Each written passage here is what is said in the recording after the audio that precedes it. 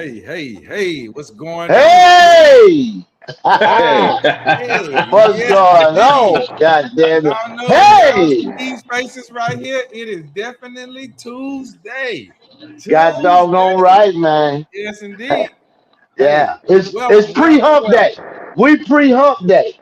The We ain't pre-hump hump day, day man. We here and for we you. ain't the first day. We pre-hump day. We getting you ready for the middle of the week, baby. Yes, sir. So welcome, y'all. This is H-Town, Bayou City Podcast, and we are appreciative that you all have joined us so that we can get it in with you.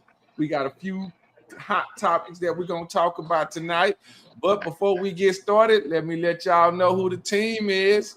We're going to start with the guy right next to me. Your neighborhood brother is always going to be in the place, y'all. Talk to him, my man. Yeah, man. What's going on with the panel? What's going on to the world? I'm T being your neighborhood brother, checking in, ready to get it in and have some good See, dialogue, good conversation, man. Good see, to see y'all. Good to see y'all, brothers. Yes, that indeed. is. Yes, indeed. Yes, indeed. And then we got my man right next to him. Hey, man. Uh-oh. Oh, he got that Uh-oh. Astros on too. I kind of Don't like see that it. joint, but I ain't gonna I'm tell you nothing feeling about it. peachy, baby. I'm feeling peachy king. Yes, sir. Peachy king. Let Say, him know look. who he is, big dog. Oh, man, hey, say less. Rich Black, a.k.a. Rich Uncle Pennyback, a.k.a. World Greatest. Not tonight on Friday. You will see why I say that and you'll understand. But yeah, man, we here to part, man. Let's do it, man. We here. There It's we go. Tuesday. How There we y'all go. feeling? Hey, look. Fellas, before we go any further, yes, this is Women's Month. It's Yeah. about to be over. And I know we having a female come on, but I just want to highlight this is the end of Women's Month. So when we come back on, we be in April. But we won't be an April Fool. We'll be in April. We won't be an April Fool though. But yeah, this Women's Month. Coach Pete coming on, so that's gonna be good. I saw that church finger, Big T. What you got going on? I see the. Hey I man, recognize the church finger. I recognize. I just want to say, peace to Big Yogi. Wish you could be here today, but I know Mm. you tuned in. That's it. Okay, You Yogi. know what I'm saying? That's it. That keep calm for with fat guy. He here. Hey, yeah, he here, baby. In spirit. So Uh yeah, I huh. wasn't gonna I wasn't gonna mention much about Coach Pink yet. I ain't got a definitely Okay, cool. That's information cool. that she was gonna show. So Yeah, yeah, uh yeah, yeah. yeah, so I wasn't gonna mention her right away, Rich, but it's already out there now, so it is what it is. We hoping that she do show, and if she don't show, it's because she's extremely busy. She's really been trying No. to get to us, and she really wants to hop in here on Women's Month to kind of get some dialogue going. So Yeah. we hope that she does make it, but if she don't, we got your back, Coach Pink. We're gonna keep this train rolling. You So so right. okay, now let me see. First things Hey, first. you need me to work the panel? You need me to work the panel? You know that would be extremely helpful. I got you. I Yeah, got you. I yeah, got yeah. you. Hold on now. Yeah, listen. Listen.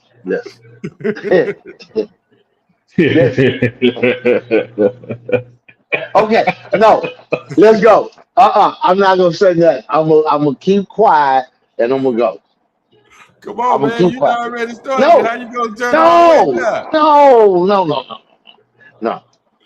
Oh, Okay. before we go, I got in better news. My homeboy OG Mook, who came on before my little partner be married, his mama passed yesterday, man. Mm, Oh, Yeah, man, sorry to hear. I've been, yeah, I hate to hear that. Listen, man, you learn a lot of stuff because he was with me through my mom's situation. So, me and him been ace boon coon since we was knee high to a grasshopper. So, his mama like my mama, but I couldn't do it because I just went through it.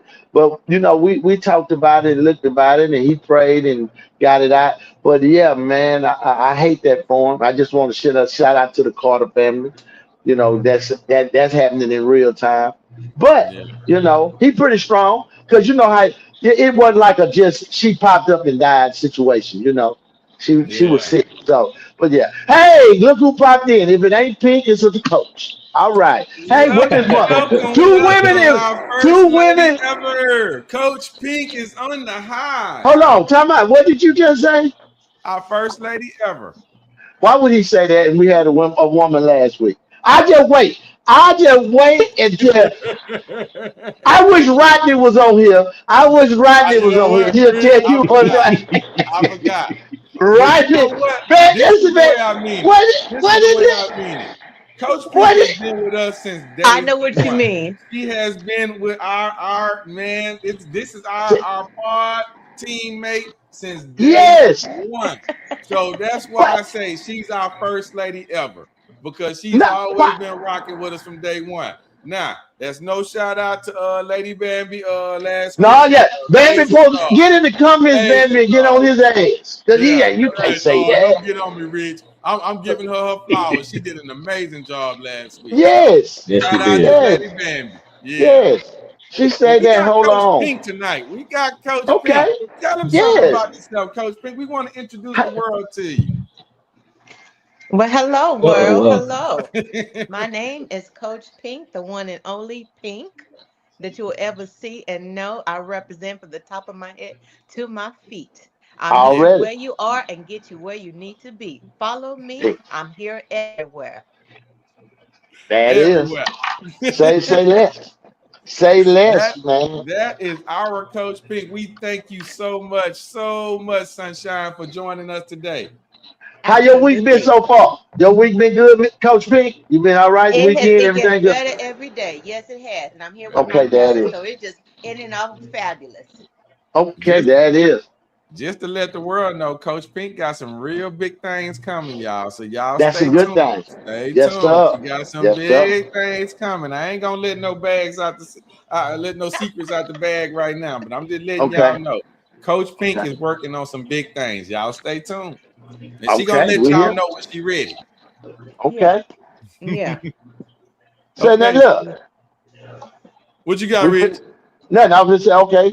No. Okay, all With the right. sport, I'm with you. It's on All you, huh? right, so here we go. We're gonna do this here. We want to go straight into Coach Pink's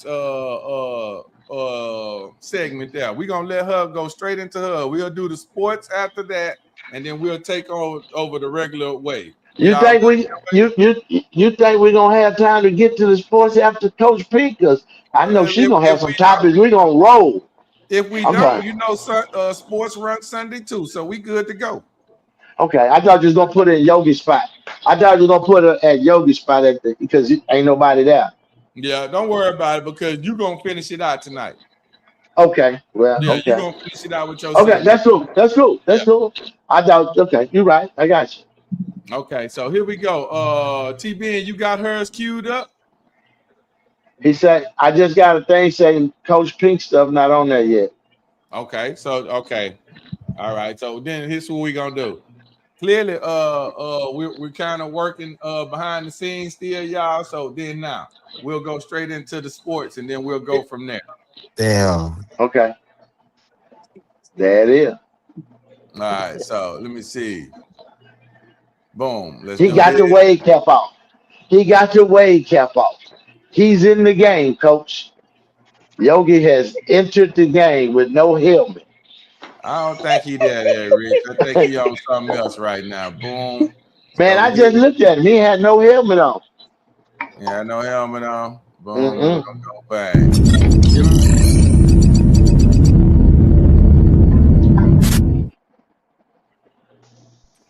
All right, in today's sports segment, this is what we're gonna be getting a little whiff of, guys. Okay. Just a couple of weeks ago, we had a conversation. A couple of weeks ago, we had a conversation about how men argue with one another, and we saw an example of two men at that particular moment doing what we would consider to be a good job of it. And now I'm going to show you the opposite end of it when we were watching two men from the sports world go into somewhat of a debate. Now, I'm just going to play the video and I'm going to let y'all go from there. You with me, TBN? I'm just making sure because you hitting all the buttons now. Let me I know if you am want right me to. now. Let's go. I need that video. Let's rock. You're So right. TBN going to shoot for In video. fourth grade, got held back because they thought he was retarded. Okay. See y'all later. He's fraudulent. People been talking smack, and I'm in the kind of mood where I want to exhale and check some sorry bastards. He's lying about his college basketball career. I'm letting it fold, man. I'm letting it grow, because I'm in the mood. I'm in a very, very good mood to express myself. If I catch you at an NBA Finals playing solitaire, I think you're gay and don't like basketball. God, come on, bro. My God, almighty. You pushing it. You asked, Cam. Working with Stephen A. Smith, and I see how people attack him. He is the peak of the spear in sports journalism, whether we want to agree with it or not. How he got there is his story to tell. You can't fuck with me, Jay. There's levels to this. And your ass is smaller than a cockroach compared to me. You're nothing. I'm better than you. The public says it. Everybody knows it. I have whipped your ass. You a New York Times bestseller? No, you're not, but I am. Television ratings on ESPN approaching 14 consecutive years of being #1 in the mornings. You don't have a job. Fox don't want you. ESPN don't want you. ABC, CBS, NBC, Fox, they don't want you. You don't have a job. You lean on Christianity. That's what the Blaze Media does. Do you understand, Jason Whitlock, that you have done the equivalent of literally getting on your knees right in front of me? That's how desperate you sound. Talking about me all the time. I have whipped your ass. You can't touch me, bro. You do a television show, I outrate you. You do a radio show, I outrate you. You go to podcast route, I outrate you. Nothing works for you. I look better, I feel better. You looked so pathetic, it had me wondering. He must be in really, really dire straits. So I decided to do something about that. Fat Bastard Lock. That's the title of the GoFundMe account. You lost, bro. Whitlock, I know it hurts. All this shit you talking, cause I have whipped your ass in this industry. You are nothing. That's why you hide in Nashville. Damn near scared to come outside. Cause you know the shit you've done to people. You know it was foul. You know it was lies. You know it was vicious. You know it was ungodly. But you don't care, cause you're you. You talk about how many careers you've tried to squash? No, you don't talk about that. You say, I'm doing God's work. I don't care what people think. It's about me and him. All right. If you ask me, I think we got the gist of what he's going through there, because we can keep going on. Stephen A. Smith gets very, very animated about how he feels. But this is Stephen A. Smith versus Jason Whitlock. Both of them are commentary guys. Stephen A.'s mostly in the sports world. Jason mostly in all kind of topics that go along with it. But he's had, of course, y'all saw the front part of the video. He had some choice words to have for Stephen A. And Stephen A. has actually entered the realm of politics now, and he has said some things. So the question that I'm posing here is, well, I'm gonna start it. Let's do it this way. I'm gonna start it. I'm going to tell you that I do not like this particular way of guys doing this here. I don't mind having a conversation. I don't mind talking things out, even if it is on air. But I do not like when two black men get in front of a camera and start degrading each other in ways of this here. I'm whooping your ass, or if you do this, you gay. I'm the best of the best, and you not better than me. And it's a pissing contest at that particular point. And I don't feel like that is the right image that we should put out for the public, for them to see. This is how you, I don't even want to say disagree. Well, that's it. This is how you disagree with one another, is by doing things like this. This is kind of why I feel like we are what we are. I wanted to get y'all thoughts on it. What do y'all think about that? Am I tripping for thinking that way? So whomever wants the floor first, I'll let y'all kind of grab it. But what do y'all think about the guys going at it? Go ahead, Rick. Okay, I'm gonna go. Okay, go ahead, Coach P. Coach P gonna hop in there first. Let's go with it. Ladies I did want to say this before you eat, Coach P. We got your topic up, so after we get on with this, we can go right into your video. Okay. Gotcha. I'm all with you what you said, quality, about how you represent yourself, and it says a statement on how people already perceive it. It's bad enough being a black man and then being in this spotlight, and how you carry yourself, that's being looked at.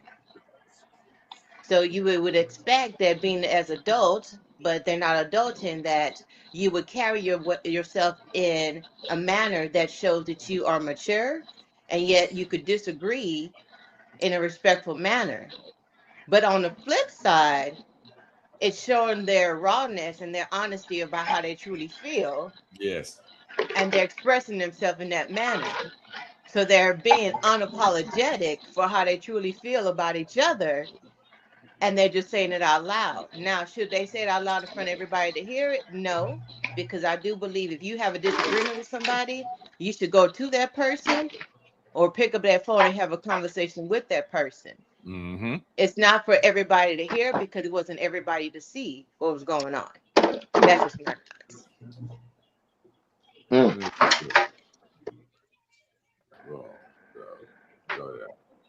What you got, TBN? What you thinking on it? I don't know. I think part of me is like, man, it's just theatrics. It's all entertainment. That's one side of it. That's how I look at it from one angle. The other angle is like, I get it. You know, the optics don't look that well. You got two brothers going at it on the online, on the internet, I guess, and on television. So I think that most people that's tuned into sports, they already kind of understand both people's world that they kind of move in. I don't think it's a surprise to nobody. You know what I'm saying? So I just think it's all entertainment. I just hate that it's the entertainment where it's like you got two brothers that's going at it, you know what I'm saying? But maybe in their world they kind of think that they're beyond the racial elements to an extent, you know. So it's not even about the fact that they black men. It's just that, you know, they doing it for views and for ratings and for entertainment. And maybe it is about principle. Maybe it has nothing to do with race in their eyes. But I don't know, man. Whenever I see stuff like that, when it comes, because I heard the background, they playing the Kendrick Lamar, you know, alluding to the, you know, him going at Drake. And it's like, it's entertainment, you know what I'm saying? It's just everything is just so racialized here in the US that it's kind of hard to look past it. You know what I mean? So I get what y'all saying. I don't disagree. But part of me is like, it's entertainment. The other side is kind of like, I understand what y'all mean. It doesn't look good, but hey, man, Whitlock is that Peter type that got his own, like, you know what you're going to get when he get to talking. It's like the same kind of angle every time. Stephen A. Smith's going to always come over the top, you know what I'm saying, with the theatrics. So it's just kind of like the perfect storm. But yeah, that's my thought on it, man. It really ain't that serious to me because I think it's all just entertainment at the end of the day. I think they had conversation before this even went public to say we're gonna run a play. This is what we're gonna do to drum up some kind of entertainment. That's what I honestly think is going on behind the scenes. I don't think it's like real. Okay, all right. I'm gonna chime in now. I'm gonna go last, y'all. I'm just gonna go take my turn. It's what it is to me is what all y'all said, but it's more to me. I see the have and the have not of the situation. You know, Stephen A was the bottom feeder till he got with the white boy, got past him, got his own show. He worked his way up there, and when he got to number one, so you got Jason Whitlock over here who say he a man of the people, saying you buck dance and lick shoes to get your nigga ass up there, and that's where they at. Once you get one here, you're gonna have to have one there, and the color is the thing. But certain things we can only speak on our people.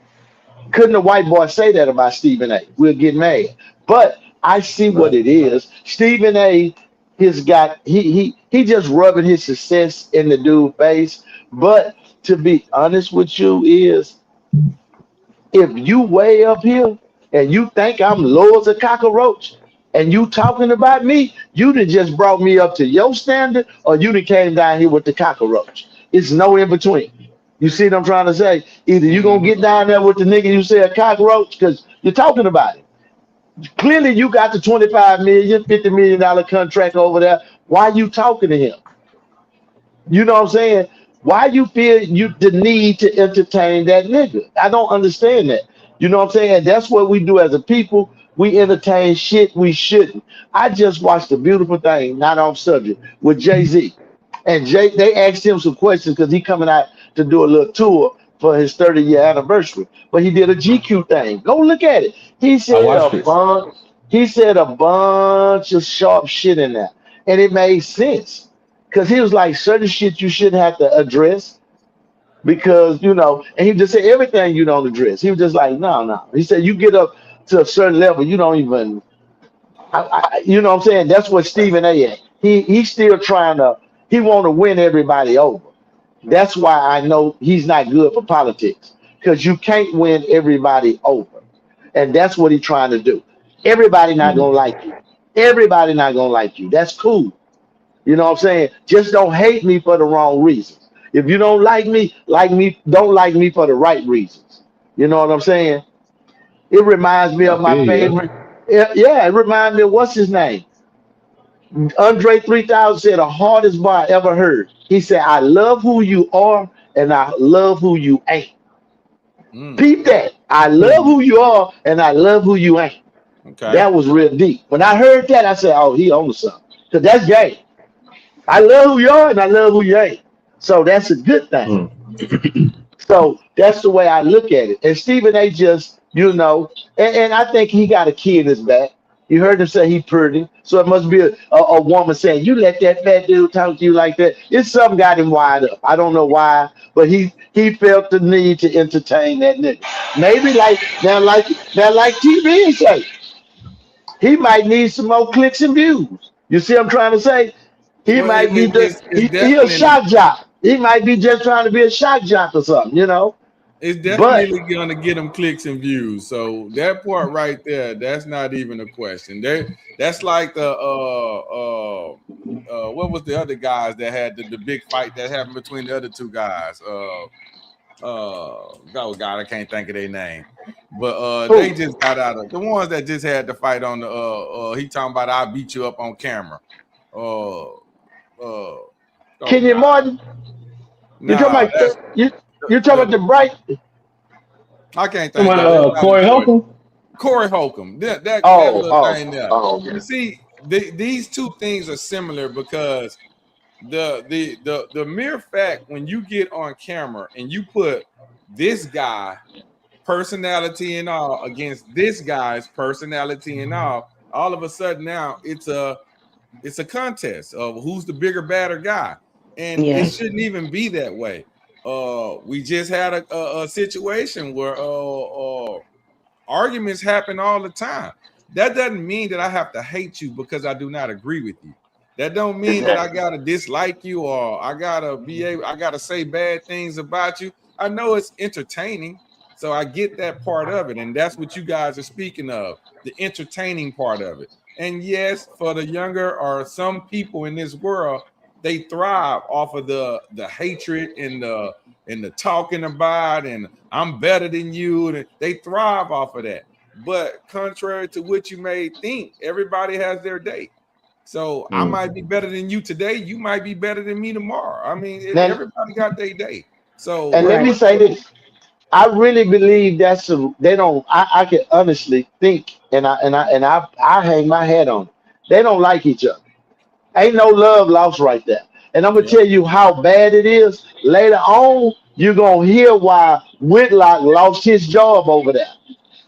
Yeah, Stephen A had something to do with it. Yeah, he did. I goddamn for sure. They don't like each other. It ain't like they just quote. They don't. But if they in the same room, it might jump off. Not on the big dude part. Stephen A might try to steal him because he always said that. But I'm just saying, I know it's some shit going on right there. They don't like each other for real. That ain't no fake, no camera.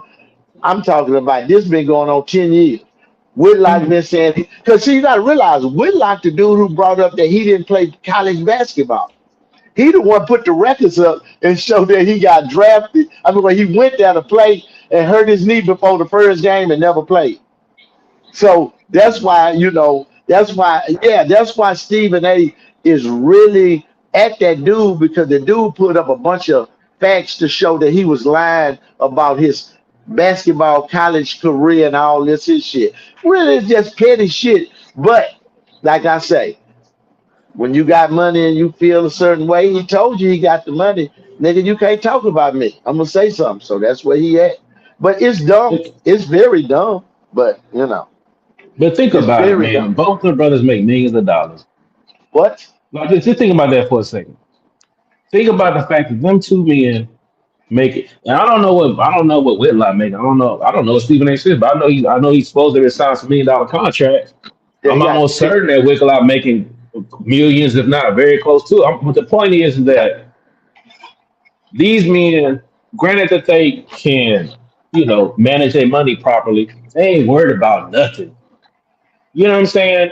So to me, it's like once it seems though you get to a certain level, man, people just say and do what they want to say and what they want to do, man.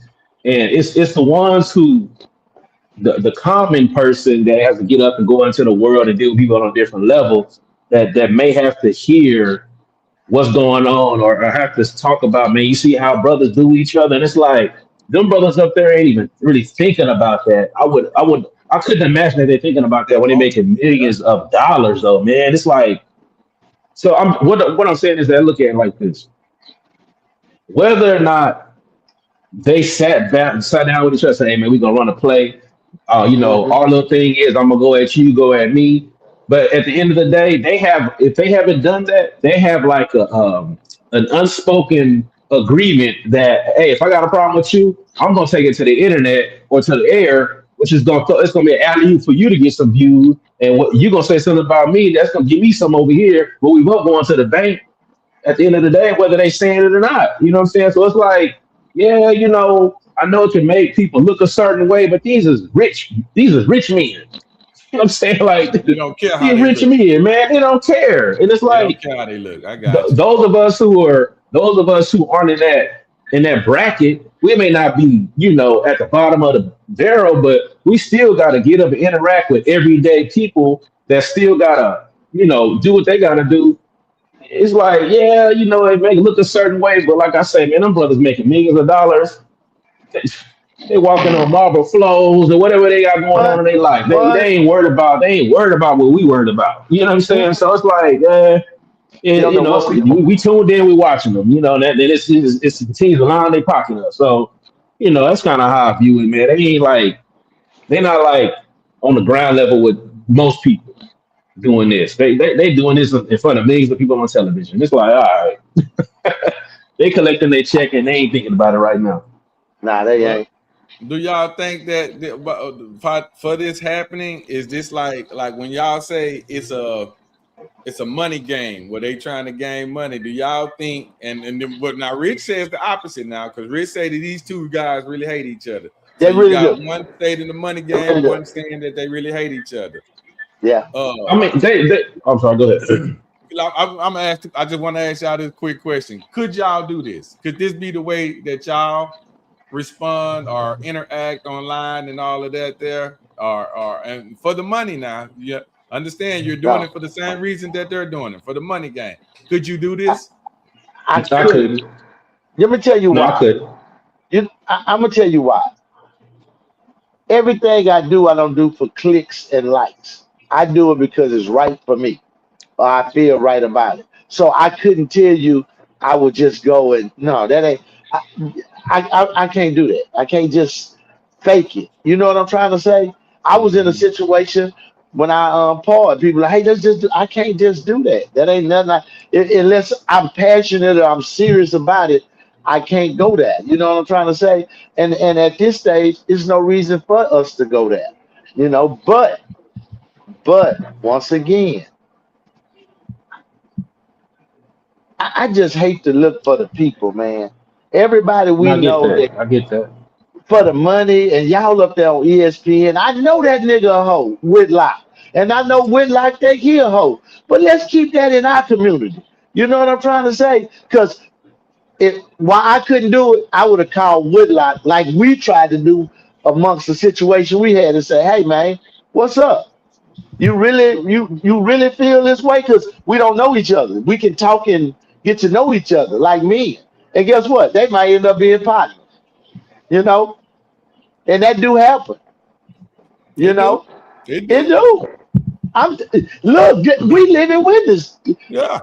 Me and TBN, we had no altercation, but I was questioning black leadership and stuff. Hey man, Now, woo, woo, woo. Hey, come go fishing with me. Look, woo, woo. He changed my. Hey, it happens. Not that it was no tension or nothing. I was just, you know what I'm saying, how shit grow if you talk to enough. If two men Yeah. open up to talk to each other. Y'all, you know what I'm trying to say? We could have just said, man, fuck that nigga, fuck that nigga. We could have been on some bullshit. But you was like, no, I'm trying to show you. And I understood that. I said, oh, okay, trying to show me the point. And I saw the point. That's why I said, oh, okay. Can't argue with the truth and the point. So I think it's Facts. just a couple. Now they probably passed conversation, but they should have had a conversation a long time ago. Real talk. Because that's tacky. You know what I'm trying to say? And then he finna go into politics. Come on, Mm. man. So You he's can't, you already, can't, yeah. you can't He be has that some choice sensitive. words to You say can't about be this that thin. candidate. Listen, he cannot be that thin skinned and gonna run for the country. Cause they finna bring up some shit that you didn't know you had. Yeah, they finna come at you. So you think that little fat dude Whitlock can piss you off? Oh, you ain't seen a white man that don't want you in the position you trying to get in.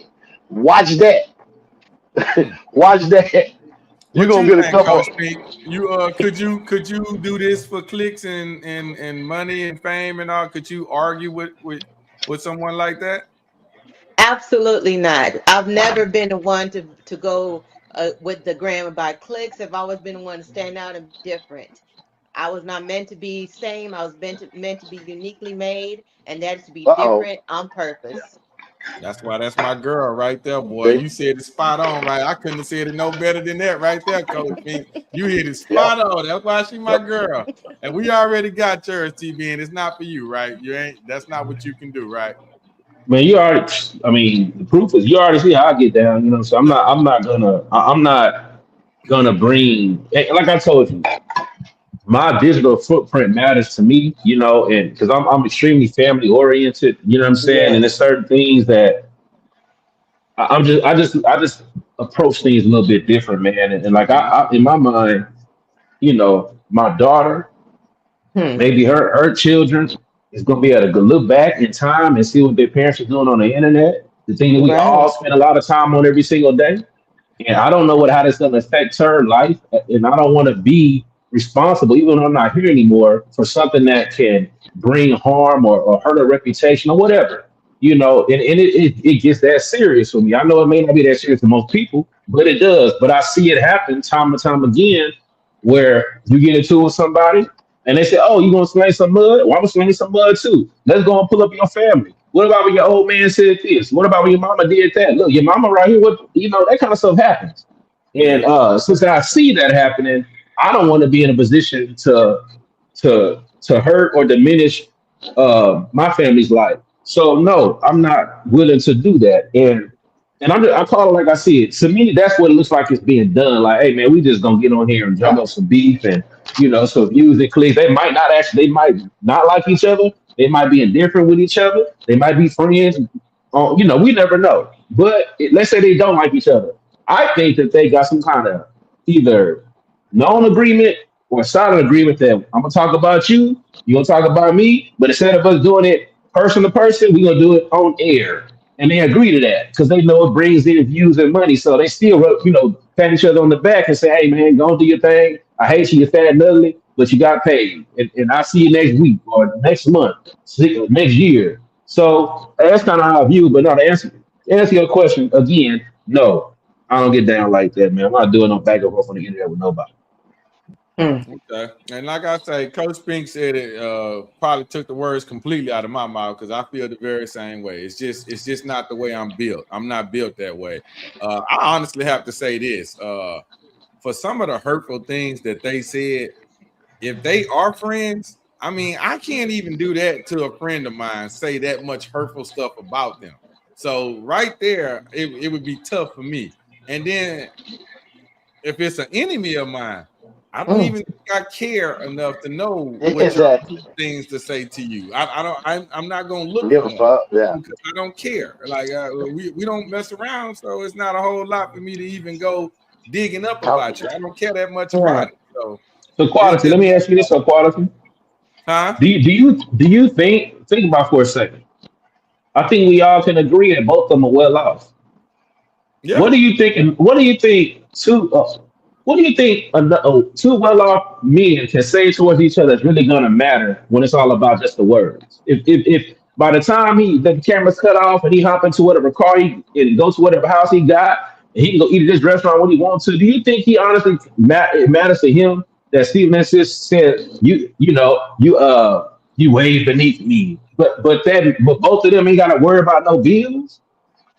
You know what? I mean, I see where you're going, and I'm with you. But what I'm looking at with them too is yes, they're doing it because it's gonna make them money because that's the way we get paid now. Is that a motive? Yes, but but I don't think they agreed on it. And you got to realize we living in a content era. Ain't no right. football right now. Basketball ain't nothing to stick at. Baseball finna start up. So I ain't got nothing to talk about. Politics did right now. We got a war going on. Let me talk about this fat motherfucker. So I understand what you saying. He ain't telling me, Stephen A. ain't called and tell him I'm finna talk about you. But he know if he say his name, Big Boy gonna go into action. It's certain people name you can say on the internet, and if you reach them, they gonna respond. Big Boy one of them. So that's what he know how to get a fight.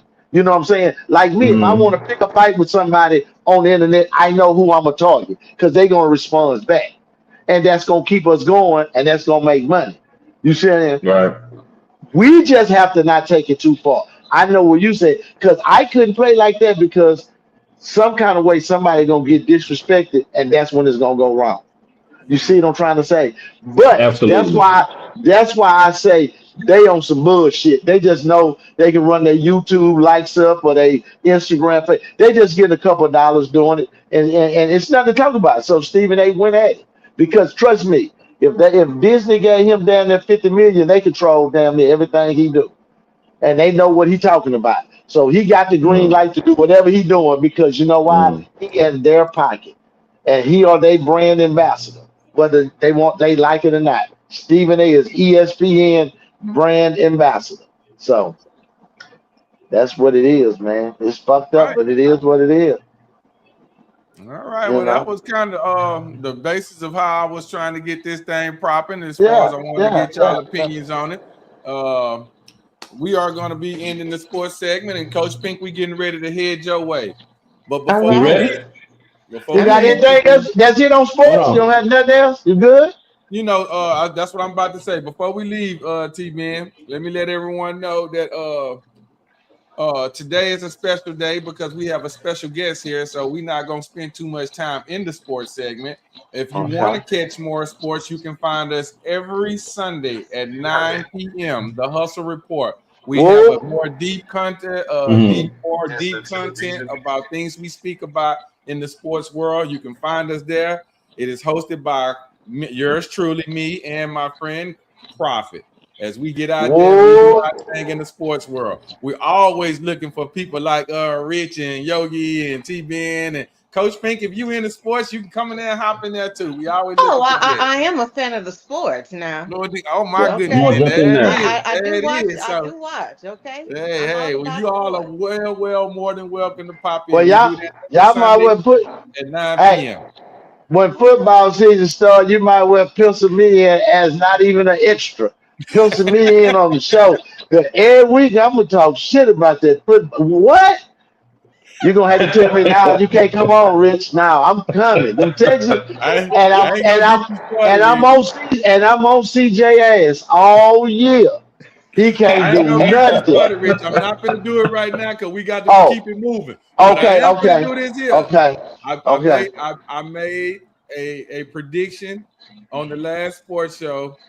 I think you'll be quite interested in it. Uh It's oh, out uh there. oh, It's uh out there. oh. Mm, Okay, we mm. got We ready something to to talk move about. on, TV, and we're gonna Yeah, go to Coach Pink. Coach Pink, let me All introduce you right. first. This is what we got: Women's Month. That is what we are in, and we yeah. are letting Coach Pink give us some of her knowledge about how women should interact with one another. I think that's interesting considering we just had a conversation about two men and how they interact with one another. So it kind of piggybacks actually perfect. We'll let Coach Pink Yes. take over from now, and you now have the floor. Well, thank you, thank you. Yes, when I was listening, I said, "Oh my gosh, we are in sync for real because this Yeah. coincide with each other." Uh And huh. yes, it is Women's Month, and I just want to share. So for the month of March, I have been empowering women randomly on social media, letting them know how much they have impacted me, and just to give them their flowers while they're alive. Because so often we want to say, "Oh, if only when they are no longer here that we could have done this," and instead of waiting Mhm. if, because if was a fifth, would all be what? Drop. Okay. Okay, so I believe we should always give everybody their flowers while they can receive it, and not because they did something for me, but just because of who they are. Right. And then so many women, especially with social media, you know, we have to, it's hard to diverse who is for you or who is not for you. And that's when you find out your friends, sisters are fake, or they just following to find out what you're talking about and who they could say it to. So my question is, are we cliques or are we really sisters? And have Mm. you experienced that? You know, for guys with your ladies, have you heard them on the phone dealing with the oh well, oh, I thought we were friends, but yet she's talking behind my back. She's not supporting me when I post this, but she's supporting everybody else when they post that. Or she's not coming over here when I'm doing this, but she shout out for this person. Or you hear, oh, this my sis, but yet I'm only your sis when it's beneficial to you, but not when I need you. You're not beneficial to me. And this happens so much in the sister world while we so much behind. And I'm going to say, especially for the women of color, Mhm. it's always a competition. There's room at the table for everyone, but yet we're always pushing everybody behind. And the ones who fought so hard for us to get there, I know they frowning from above. So I want you to play the last video that I sent you, and I let's think hear that's that, the and then one let's that see, you got, let's talk TB. about that. All That's the right, we're one you gonna go got, ahead and TB. let's cue it up. Here we go. Okay. Yeah, this is a post that only black women are gonna get. Only black women can understand. It's a certain type of black woman that I can't stand. Yep, I can't stand. It's that woman that pretends to stand on sisterhood, pretends to support her sister, pretends to empower her sister. She'll even throw a sisterhood brunch. She will even host events under the pretense of like empowerment, sisterhood. It's all about sisterhood. But the moment her sister turns her back, she talking about it. She'll bang her husband. You don't support her business. You tell her business. You jealous. You secretly try to sabotage. You won't share her post. You won't even tell nobody about her business. You just fake. But instead of you just being who you are and owning it, saying you hate yourself, because to not like another black woman is to not like yourself. We are one, sweetheart.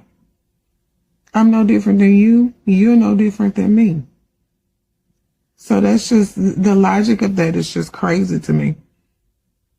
And black women, they know other black women like this. I know you do.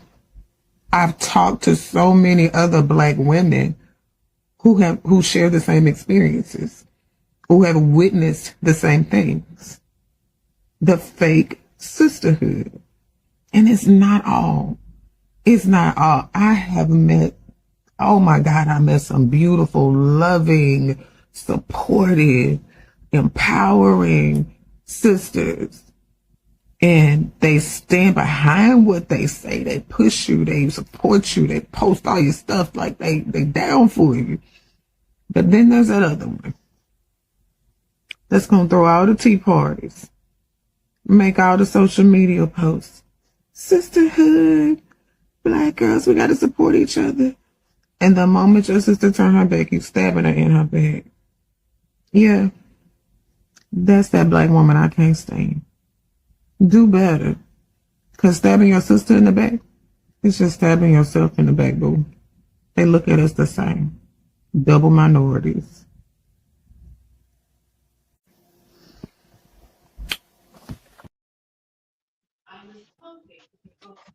Spot on.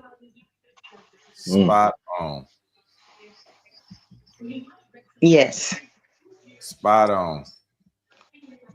So what are your thoughts after watching the video? Have any of you all experienced that or overheard that with your ladies when they interacted with their friends? Because I know I've experienced that personally.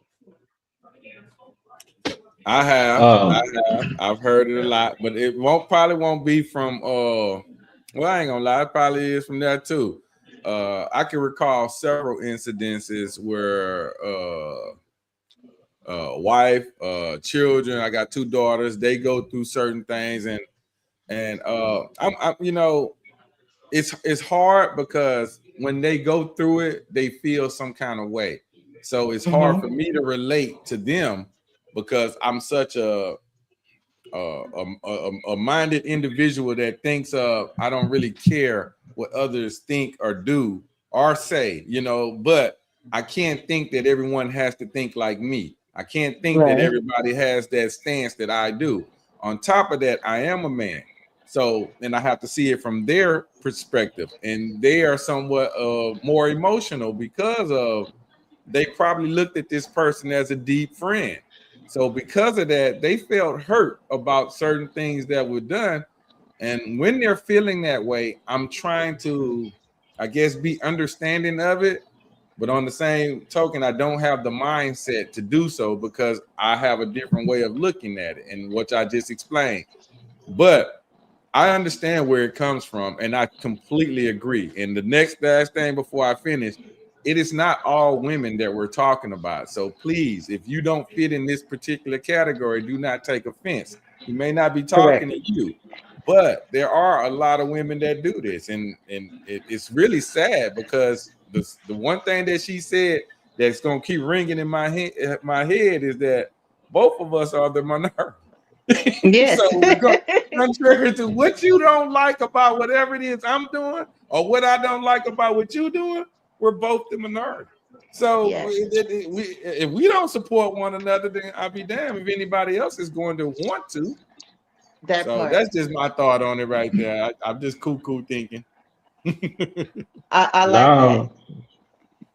On point. I'll go and jump in there, and just so I can I come from this angle. So I really don't, I try not to get into women's business really, you know. I kind of stay in my bubble. I deal some more with the brothers, and you know, the only other time I really deal with women is at work, and it's a different kind of environment. But I even see at work certain circumstances where it's a lot of talking behind people's backs, and but on the internet, what I tend to see is like the sisterhood is what they call it, I guess, you know. But anytime there's ever any accountability that is being shown to women, I see that it turns into an attack. You know what I mean? Like you doing it to cater to men, or almost like you telling our secrets when it's stuff that shouldn't be right. So that's what I do see, and I'm just curious. Yeah, I guess my question is to Coach Pink. You know, what do you think is in terms of accountability? Do you see women hold each other accountable more now, or at all, or just what's your overall take on, you know, the sisterhood and accountability that go along with it? I'm so glad you asked me that question. Accountability is very hard overall for people to take in general. Mhm. Everybody Yeah. speaks it, but no one really Yeah. truly wants to receive it. Right. Yes. Because when you take accountability, that is open out the window for you to be truthful about what you've done wrong, and you have to be transparent about your wrong. And so many Yes. people are Mm-hmm. often easy to point fingers that to receive the fingers pointed at them. So when it Mhm. comes to accountability, as much as we speak about it and say, oh, be accountable. I'm going, as a sister, I'm going to be accountable for you. I'm going to tell you when you're wrong so you could do better. That is false advertisement, because we speak it but we don't believe in it. And that's the Mm. problem with sisterhood, because so often sisters, and I do this because it's not really sisterhood, because if you really my sister, you're able to tell me that I'm wrong and I should be able to receive it in the same way, because I'm understanding you are not saying something to break me down, to chastise me, or to ridicule me. You are here to help me better myself for the next day so I could open up to see what the future holds for me, than to keep me closed and confined. Sisterhood is going to support you even when you're wrong in the dark, but tell you what's going on by yourself. I'm not going to shame you in public, but I'm going to pull you by the side and say, hey, girl, you shouldn't have said that about so and so, because you don't like somebody talking about you. So before you Mm. start talking, you got to think about what you got to say. But so often friends are going to side, and those really aren't your friends, because if you're going to agree with me for everything, you're not my friend. A friend is going to tell you you're wrong. And that's the problem with sisters so far, because they always want to agree with each other, support each other. And if you're going to support me when I'm wrong, that means you twice as wrong, because you see me doing wrong and then you okay in that wrong. And then when I fall on my face, then you said, oh, I should have told you that. I knew she wasn't doing that right. And that's what usually the response is. So accountability is not accountable. We all often say it, but they don't mean it because they don't support it. Because if we had accountability by women, the change dynamic would have been different from now. We say Mm. it so often. No, let me excuse it. They say, because I take accountability for my actions. I want Mhm. somebody to tell me that I'm wrong, so I could do better, because I don't always see it through my lens. And if somebody could see something different and could help me better myself, I'm high-fiving you, because I want to be better and do better, because I want to model what I practice so I could preach it better. But so many people, come on, I want you to say something, Rich. I'm ready for you. Hold on, Rich. Hold on, Rich. But Oh that's the man, he problem. And cut I'm me going to say it off, again, that we take man. Don't accountability hold very on. God damn it, I, poorly, Coach because if B. you don't show Damn accountability, it. you're going to continue that same pattern, because no one has checked you for it. And it's the way you say it. You know, people always say it's not what you say, it's how you say it. And that's the problem. People always want to try to check somebody in a negative way to try to belittle them. And that's where we have the problem. I could I keep going. mean, Go Coach ahead, Pink Rich. on it. She on it right now, boy. She preaching to the public. Go ahead, Rich. I just had to say, okay, now what listen, now listen, approve of now what now Coach Pink is talking right now? I now listen. approve. No, okay. Let me say this, and I'm gonna say this first. I'm like TB, and I don't get in women problems, but since I'm here, let me help you. Now with the sisterhood stuff, I can almost tell you what I see the problem is. All the women that talk and backbite and do that, they single. See, if you had a man, you see what I'm saying? If you had a man to go home to, you had a man to keep you, he check at home. It started home. So when you go out and you leave your husband, you going to really enjoy yourself. You ain't worried about what this bitch doing or that girl doing or her. Because I'm just been here for a good time and I'm going back home. You see what I'm saying? And a lot of people, it's hard to be your friend. That's why they say married people, single people don't, because it's hard not to get envious to see a man with his wife and they just enjoying it. You looking, you like, damn. And you're not supposed to be there. You know what I'm trying to say? So I think that the women, if they had a spouse or they was like more in relationships, I think you wouldn't have the time to worry or backbite or do that because life order, husband, wife, children. You know what I'm trying to say? So when your stuff ain't in line, yeah, you like to talk about people that probably got their shit in line because your shit not in line. You know what I'm saying? So, And if you don't want to be married, look in that mirror and start right there. You know what I'm saying? Know what you're going out for. Know who your friends are. Know why they're around you. You know what I'm trying to say? So and then I accept people for who they are and who they say they are. So I don't have no expectations of you letting me down because I'm going out for who you say you were. And that's just it. I'm just saying, far as me, I just think that a lot of the women, because they're single and they going off all these scenarios and quotes and all this. Nah, if you was married or had a man or this, that, and other, I think it wouldn't be as much like that. It's just I don't know. I'm just saying they might still do it. They might still gossip and backbite and do it. But I just think if they had a man, they more settled than a woman who don't. You know what I'm trying to say? So I could be wrong, but I'm just Yeah, No, you that's you what I'm bring a give at. you good a little point. pushback. I'm That's just a good saying. point.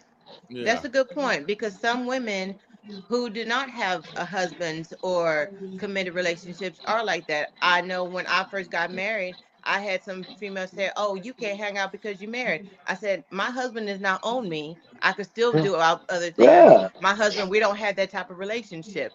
And they yeah, have backed away because they said, "Oh, you married? You think you're all of that?" No, baby, yeah. I'm married because I am See, that. So it's there's a it. difference. So I do I I'm do understand to that perspective. it's But then, it's hard to like you be said, envious. It's hard not yes, to there be are other envious of that. women who are still Oh, married who still take the time out to treat other women that way too. So half of what you say, yes, I hmm half of these women are that way, and then another way that these women are way is generation. They saw their yes, mothers acting that way, and they yes, took that too. yes. It's a Yeah, learned behavior. It's a yes, it learned is. behavior. It's a It saw. is. I saw and I'm doing. Yes, I Yes, see that. And, But and you I can want see to say from this the. point. Oh, my bad, Rich. Go ahead, Rich. No, I'm just saying what she's saying with the women. You can see it from generation to generation, from the '60s to the '70s to the '80s to the '90s to now. It just don't even have a form. It's just you could tell. You could tell. You really could tell. I But was and gonna go say ahead. this, a lot of T those Ben. women that they saw that from were single mothers, and not the Yes, single exactly. mothers who were strong. I'm Dr- talking about the And they single had to mothers be. who, Think about it. I'm not accountability man. In the mid '80s and early '90s, the woman had to take the household over because that yeah, crack epidemic and all that shit hit. Man, these people left in the house. Look, these people, husband going to work, taking care of their family. Friday, he on crack and then lost it all. Now, this woman in yeah, this house with these babies, what I'm gonna do? She got to go into mash mode, and they yeah, had to become stronger than they ever had because the men yes, was not there. They were locking us yes, up in the dozens. They were locking us yes, up. So and it turned, but we back now. Y'all can let it go. We back. The men coming back. You know what I'm saying? I know it don't look like it, but we coming back. We got to. It's a cycle. So we coming back because as you see, it ain't a lot of crime like that no more. So yeah, it's that's gonna true. get back. That's true. It's gonna get back. You know, it's I going, wanted but to it's say this going. one Hey, though for T Ben and Rich. Y'all say that y'all don't typically get into women's problems like that, and uh-huh, I completely understand what y'all saying. So it's just my thoughts right now. uh-huh. I know T Ben has a daughter, and I know Rich has daughters. So it's not necessarily a way of looking at it as getting into their world or their problem, but at some point, you're gonna be forced to get in that world because your daughter might Yeah, have an issue. Your daughter may Yeah, have something that she's going through. So when that all the particular time. thing happens, you have to, as her umbrella of confidence and her umbrella of safety, you have to become a part of her world. So now But you that's yes, got to you fatherhood. got to turn into that woman's yes, conversation, and you got to start and you got to look at it from this point as well. These guys, these women, not all of them are going to be married if they're young and they're still going through this problem. They maybe have not found their spouse in their life yet. So I understand what you're saying, Rich. Having a husband helps, and but now, if you're gonna have a husband, you got to have a mature one because you got to have yes, a husband that knows how to be a husband in order for that woman to thrive as the woman that she's supposed to be. See, there's accountability on both levels here when it comes from the man and the woman. And even whatever problems that the women are going through, the men have just as much accountability for it, because certain things that we think are not that cute, we still the ones that's complimenting and liking and pushing that button and pumping up Yes. whatever. And we may not even like Yes. what we're looking at. What's Yes. one of them that we always talk about for the guy? We don't like the eyelashes, right? Yeah. If that woman got them eyelashes, it ain't like we're gonna be like, go in the house, take that off. No, you're gonna continue to move on, and you're gonna compliment her for what she is, because you see what you like in her. But certain things we don't like. So it's not although the man plays a very significant role, we as the men have to have our level of accountability when it comes to this particular situation as well, because we Yes. play a big part in it. Go ahead, Rich. Yes. Now, I just want to separate. When I say I don't get in women business, that means women outside of my family, Oh, outside of okay. my. My I'm talking bad. about outside of women, like women outside my door. I I can't got tell another man how to raise, how to treat his wife or raise. That ain't me. I'm not, because I got to fix my own first. you. So Right, it ain't right. that I don't want to, but I got to get my house in order first. Like you say, my daughter still got. I got to get that in check before I get out here even parade like I got it in order. So that's what I was saying. I wasn't saying I won't speak on it. I just don't, because I deal with the women inside my family, and I know how that is. So yes, they are a handful. Yeah, But with me, like man, I said, go ahead. Go ahead. I cut y'all. My bad. Let me pull back into the driveway, man. Go ahead. Oh, go. No, that's you, brother. No, that was you. I just didn't want to go uh, blank. Nobody saying that. no, I was I mean, I'm just looking at my day to day life, and like I have a rule, and I think I've explained it before. I don't talk about nobody's marriage first and foremost. Yes. Marriage or relationship. I say it's not my business, and I do that because I don't want nobody talking about my marriage. And people, I look at it like this: people in their relationships with each other, and more so marriage. I'm more around more married people than just in a relationship. About 90% of the people that are in relationships are in a marriage that I'm around. And I look at it like this, man. Whenever somebody got an issue going on in a circumstance, that's a current circumstance, and they made a commitment for life. That circumstance could get better in 5 years, 5 months, 5 weeks, 5 days. It ain't my place to go talk about what's going on in somebody else's world. Like I said, I don't want nobody talking about what's going on in my world. Now, unless I bring it to you to say I need some advice, then we'll get into it. Right. So, in terms of how women communicate with each other, I don't hang around women. I only work with women, and I have, of course, women in my family. But outside, like I'm not around them to even engage in their life, in their world, to even have an opinion on it. So I don't know what if I see two women going at it, they either have to be in my family. If not, they're gonna be like kind of strangers to me. So what is there for me to address? You know what I mean? Like, so we talking about stuff happening on the internet. I can look at something and say, okay, I think she was wrong for saying that, and that's about as far as it goes. And like I mentioned, I'm not around them enough for me to even give a whole hour Yeah, yeah. long dynamic about how they supposed to act with one another. Now if we talking about on a human level, hey man, you right by people. Have some integrity. Be supportive. Don't talk about behind nobody's back, and don't undermine nobody. Don't go try to take a woman's man. Stuff like that is basic stuff, but I don't know what women get together and talk about when they sit in when the men not around. I don't know. So Okay, let me ask I, y'all this question. As husbands, fathers, have you ever heard your woman or your daughter have a disagreement with somebody and they were wrong and you knew what they were wrong? How would you Mhm. respond to try to say something to let them know they were wrong Good when question. they're Easy as expecting you to take that. their side? Just easy Well, as that, babe. I think you was wrong yeah. on that, and this is why. It's real simple. Like Listen. Yeah. hey, I think you was wrong on that. Now I can understand where she's coming from. I hear you, but now I think you should have said that because that can lead to this. It can lead to that. So I can be accountable to my household.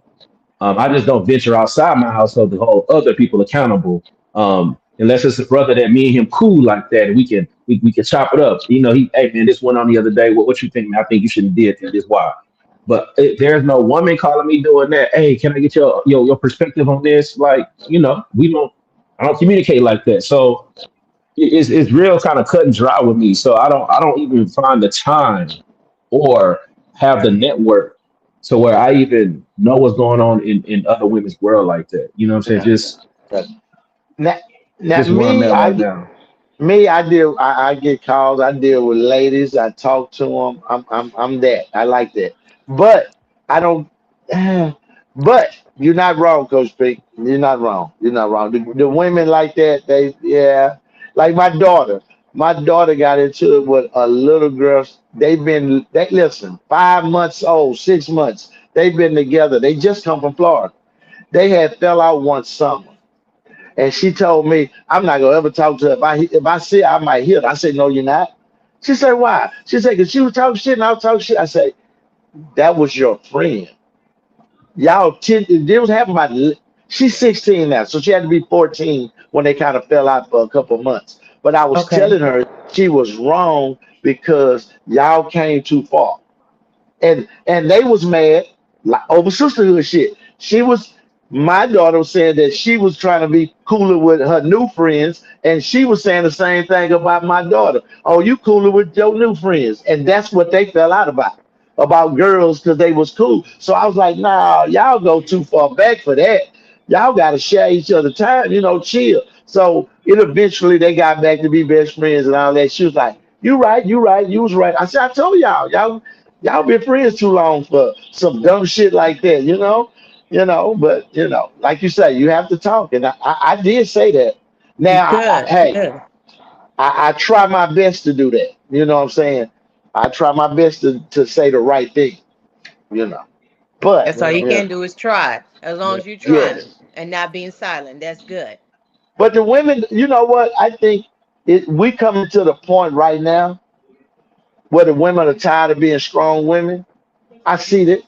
I'm not saying they sorry. I'm saying they holding their own and they got the good job, but they ain't saying I'm strong. I need a man. Come on over here and do your manly duties. I think it's coming more to that now. So now the man finna have to man up. Because the women that bossed up, they didn't got the job. We don't need a man. They didn't did this here. You know what I'm saying? So Mm-hmm. I think it's coming around to where they're like, hey man, be a man. You know what I'm saying? However that look, I think the women are asking these young dudes, hey, be a man. I don't know what that look like, but you're gonna have to be a man. See, because for a minute it didn't matter. You know what I'm saying? But it's coming back around. I think the women are waking up and they like, nah, we don't want to do this shit by ourselves. Nah, I ain't finna do this. And I think they starting to make. I think they starting to make better decisions because they just ain't. You don't see little girls that's walking around pregnant like when I was coming up. It was so many of them getting pregnant after Oh, high you school. you Right need up to come in the there. school district because it's still going Yeah. on. Yeah, Oh, it's yeah, still going on. Oh yeah. Yes, Lord. Okay. ma'am. Okay. Oh It's still shit. going on. Okay. I mean, we Stop. literally had to change the dress code at the rodeo. It's still Got going it. on. It's But still going on. that ain't have nothing to do with us. That's out of town. We won't accept nothing like that. We didn't have nothing to do with the dress code. Well, we're not gonna go there because that's venturing out. First, I'm gonna Uh-huh. answer. I'm gonna answer the question. Uh, Let me see. When you try to communicate to a woman, and I've learned this, and this is what I've had to do, and I'm only speaking of personal situations for me. I have a bunch of strong-minded women in my household. My Oh girls are Lord. strong-minded. They've been taught. That's how Mama Bear has raised them to be very strong-minded. So even at Good. times, Good. there are times where I can't get to them because they don't hear what I say. They may not Mhm. understand it. They may not think what I'm saying is right or whatever. And that's because they're used to getting it from a woman's perspective. So when I deal with that particular type of person, I've learned to now, I'm going to say what I got to say. And it is up to you to determine whether or not you want to use the knowledge. I can't force you to do it. I can't tell you how to do it. I can just tell you what should and how you should respond. When my wife gets into a disagreement with someone else or whatever, I have no issue with telling her, hey, I don't really think you should have did that. The thing that I think I do that I think may agitate to her is that I may be too nice. I'm not harsh. I don't even want to say harsh, but I'm not assertive enough. That's a better word. I'm not assertive enough. I'm so I like big that word. on how to finesse her feelings and not make her be so mad about what I'm telling her, to where I'm not necessarily that assertive. I'm very, very finessing word. In other words, I'm really, really thoughtful about how I say what I say to her. And sometimes I think that may be ultimately a bigger problem in the situation, because sometimes I think she may need it a little harsher. She may need it a little bit more. Hey, I need you to be more direct. You know, if I'm wrong, this Yes. is wrong. And I've noticed too that if I've done things like that, you know, my wife is not the big I'm sorry person. She's not gonna come up to you and tell you that she's sorry for what she did or whatever. Her love language is affirmation of doing for me. Like, so Okay. I may not, she's not gonna say I'm sorry, but tomorrow I might have a batch of cookies, you know, or she gonna bake me something, or she gonna cook my favorite meal, or she gonna feel my, you know, she gonna do things of that nature. That's her way of saying Of saying sorry. she's sorry. Right, without her actually having to say it. And I understand that. I really do. It took a while now, because that was strange to me. Why you just can't accept, you know? Because you was waiting for this. I'm sorry. Yeah, like it's so much easier. Let's work. You ain't even got to go in there and cook all that stuff. You can Right. just say I'm sorry, and the whole thing dead. But you know, Yeah. her way is her way. And for me, I'm not going to change her way. If that's the way you chose to do it, I'm going to adjust to you. So okay, that's how you want to do it. Okay, that's how we're gonna do it. And if that's what it takes, I don't look for I'm sorry no more. I don't look for that. So now it's more of I really take the situation at hand, and I try to be as nice and as professionally communicated to her as possible, so that she doesn't take it the wrong way. But like I said, I could be the problem there, and there's my level of accountability. I'm looking at every way that I've tried to communicate it to her, and seen the ones that didn't go too well, saw the ones that worked it a little bit better, and now I try to finesse in there. Where do I fit in that particular realm, so that we don't have to go back and forth over the whole situation, and she can understand that I might have didn't agree with what she did. Good. So yeah, Good. Yeah. Can Good. I'm off topic. What was that word you said? Please give me that word, Quality. You gave me one. You give me one every week. You heard it, T-Man. You act like you didn't eat. I heard it. You gave me one. Communicatable. Something you said. You gave me one. That's it right there. Communicatable. Yeah, I can't, man. I'm not gonna sleep if I don't say nothing. That man say communicatable. I like that. Yeah, yeah. Communicatable, and of course, yeah. You got it. What you got to have? Not accountability. You have to have correctability. What it is? What You got to be correctable. You got correctability? to be able to You be got to be corrected. So yeah, you got to be correctability. correctability. The correctability. I like that. You got the abilities going this month. I like that. I like that. I get. Hey, I'm in Rich, cut rich y'all. I boy. just, That rich is Rich showing you might be the funniest accountability. dude I know, He man. on point, man. He catch all I of them just, too. He catch all I, of them. So hey, you was going so smooth. It's going so smooth in my ear, and then I heard that one word. I say, "What happened?" And Yeah, there it was. Rich, you might be top 5, top 10 funniest people I know, man. You might be Oh, top thank I you, 10. try man. to tell him. I try to You tell might him all be. the time, man. Dude, pure I mean, comedian, man. hey, I was trying to be funny. Hey, listen, That's what makes it so learn funny, because you me. That's don't what be makes trying it to be funny. funny, because you ain't Yeah. even trying. Nah, I ain't trying. Shit, I'm not. Shit, I'm telling you the truth. I didn't. That was a bad word, though. I like it. You know. Oh my goodness. Oh So, Coach Pink, Uh this is my wife right here, and this is her comment. oh, what it say? Look, I'm going for the jugular. Don't cross me. So, see, that's how she is. That's her way. Now, to the public eye, that's her way of rah, rah, rah. But that's not the woman I know. You know, she say this, but this is not what she is. I think this is more of don't get me wrong, she can be this person. But for the most part, I try to, hey, come on, do we really need that? is that really necessary? We can communicate without that particular part there. But that goes back into the Stephen A. Smith and Whitlock conversation. You see, that's that contest. I want to know who bigger, who better. And when you get that comment, that's kind of the things that you get. That's what you think. I don't think she's saying that because she meant it that way. I just think she's saying that about when we were talking about the girls. She teaches the girls to be strong and assertive. So that's what she's telling them right there. Don't cross her or don't cross me. Don't cross her babies. That's what she means because she is Mama Bear. She is the protector. Absolutely. Yeah. You're going to protect your children. Absolutely. Right. Yeah. Don't come for mine. I'm going to come for you. I heard that. See? I'm right there with you first. We go to the grocery store. Look, we'll go to the grocery store and it might be something that, confrontation may happen between her and somebody, let's say the manager at the store, where she felt something wasn't right. And first things first, I'll go in first because I'm the nice one. I'm the calm one. I'll be like, hey, what can we do? When we recognize that you don't want to work with me, I give this disclaimer to every person that I talk to. Listen, you really want to deal with me. Because if I see a demon in here, it's not going to be the same. It's not going to be the same. And I say demon. I'm not lying. If I see a demon in this store, she going to damn near be talking about, I want this person. I want your executive. I want the owner of the fucking store to call me right now. That's her. And I'm like, now look, we could have avoided all that by just talking to little old me.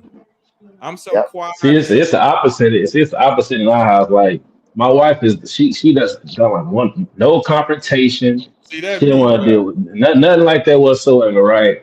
It's like if I gotta get involved, like I don't get crazy, but she be over there like, I'll be looking at it, but it's just like you gotta have a certain line of look, man, I ain't going for it, and something got to be done about it. I'm gonna be assertive. But my wife, the opposite, man. She don't want no confrontation. She don't want to feel. She don't want to have them emotions and get riled up in it. She like, look, just don't worry about it. I'm like, no, we gonna worry about it. I'll be right back. So she'll go to the car. I'm going to the car. And look, she said, I don't want to see it. So she'll leave. You know what I'm saying? So it's funny. It's the opposite. I would not sit on here and lie to y'all. Listen. My kids hate to go anywhere with me. I'll go back for a package of ketchup. If they forgot something in the back, hey player, I'm skipping the whole line and pull a car in the front. Hey player, you forgot my shit. Hey man, my kids say I'm the wrong person for that. Listen, don't call me on the call. Call me because when I come, I don't even know how to come in. We coming in. Listen, I didn't ask for number 2 Chick-fil-A sauce. They give me one, I gotta go back. It's a problem. I get home, I don't have something else. It's a problem. Why y'all doing that? So hey, I'm the wrong person. They don't call me for nothing. I don't get that call. They call me afterwards. If I'm in a drive-through, and something happened and somebody is being a little too smart or saying a little something crazy, I'm gonna park the car and I'll be right back. She might not even know. I'll be calm. I'll be right back.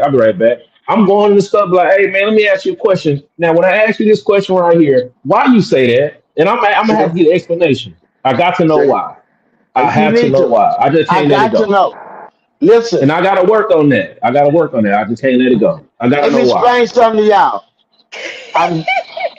They didn't listen. No, I got one more to tell you. This is the truth. Why in the hell at the fast food they get you 2 lines, right? You can go to this line or this line, right? But they merge into one. Now this dude know I didn't got my order and I'm supposed to be next. This nigga that shoot up, you didn't take your order from me. But they do that to start a fight because people ain't gonna act right. Because my order here, so I'm coming, he coming, so shit. Listen, we got a standoff right there. I'd be like, why? You see, that I'm telling you, I'm not the one though. Now don't call me for nothing. I have a great understanding. That's a good thing though. That's the best part. I have a great understanding. That's the best part of the whole Yeah. situation. When I You come, gotta I'm be gonna get some comfortable around me. understanding. Now I'm gonna Well, have today, some understanding. it's kind of wait. Well, I 50-50 want to hear for Coach us. Pink. Which one are you, Coach Pink? I need to It's know that. 50-50 for us. So, 50 Yes. 50. um, I'm the talker. So my husband, you know, my Mike is very I know quiet. Mike. Yeah. Mike is like people call me. He's the deadly assassin. He's quiet. He Very wait for me to quiet. give him that Yes. look, and then he gonna handle business. He's not gonna talk about it. He's just gonna handle business. So he's the quiet one. I'm the talkative one. So if he think there's a problem, he waits for me to give him the look, and then he gonna handle it. But he's the one that's gonna be quiet. But I'm gonna like you, Rich. If I order, Yeah. I can put Yeah. salt on the Yeah. fries. If I say Yeah. go put salt on my fries, and then you give I me need salt on my that. fries, I tell them It's a that you trying problem. to kill me. So go ahead and Yeah. change McDonald's That into pink that because is. I'm finna See, sue you and your manager, and you better put your I 2 weeks need it. notice because you finna get I fired. need it. I need it. Yeah. What's Don't your play with name? I me and my need it. health. And then if I come and get Who's you? something and the food is cold, I'm coming back because why is my food cold when I just ordered? It See. should be hot. And if I order See. a large Yep. thing of fries for my husband and you give me a small inside, I want to know why the fries is It's a not filled up. problem.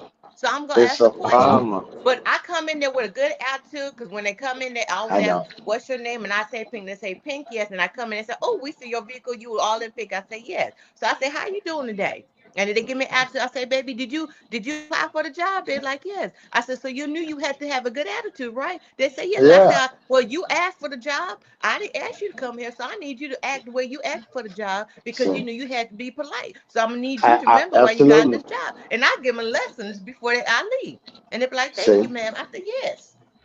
So And I I'm See. the write reviews one now. that tell them stuff. And just like for the people who mow the lawn, they don't call me anymore. They call my husband because I don't See. like how they operate. If you say you come in, I tell you the trash is on Tuesday and Friday. I need you to come mow the lawn on Monday or Thursday. Don't come on Tuesday when trash is ready picked up. And then I tell you, call me, let me know so we can put the money underneath where it's supposed to be. Then you want to Right. come after, don't call. And I'm telling them, how you expect us to have a working system if you're not communicating with me? I believe in Yeah. communication. Communication. So now they say we're afraid of your wife. So she always telling us this. So we're gonna call you now. I said, yeah, be afraid of the pink lady because I stand on business. And then when they started talking, and then he started speaking Spanish, and I responding back to There him, it and he is. think I spoke Spanish. So yeah, I Got said They it I didn't right. speak know all that the part. Got languages. it. Listen, let me tell you, I give you an instance of my household. If I go in the store and my better half is mad, me and her are gonna fall out in the store before I get to handle that. Cause I'm walking up there and she gonna be like, "That's it right there. Don't say it there, man. Fuck it.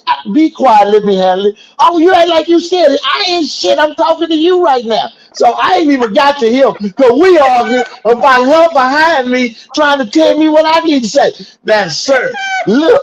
No, ain't no sir. Fuck that. Look, man, let me talk to you. Know what? That's how that's gonna go. Me and her gonna fall out before we fall out with him. Cause you're not gonna holler at me and tell me what to tell this man. Please let me handle this. Cause that's her right there. Oh, you ain't gonna say this. He Oh, said, shit. man, can I talk to her? Please, can I talk to her? That's just how that's gonna go. I just know how mine gonna go. That's why I say I'm not the one to go in there. Cause you already know what you want to say. You got me in here like I'm a puppet and you a ventriloquist. Hey, she pressing like fuck. I'm standing here, man. What I'm here for, man? God, so we go, me and her falling out. I'm gonna let you know that now. We finna have a misunderstanding because You she and her don't know finna the go at rules. it. No, she don't know. Listen, she don't know the assignment. She thinks she supposed to be too big MC and I'm MC Hammer. She finna wind me up. No, let me handle this. I'm the man. Nah, I ain't doing it fast enough. Man, fuck that. Get your money back. We don't want nothing. We want our money back. Why I'm in here? Why I'm in here? I'm just yeah, that's it. Why I'm in here? Why am I in here? But I leave that, hey, Come on, I'm gonna leave that TJ. alone. All Come on, right, all right. TJ.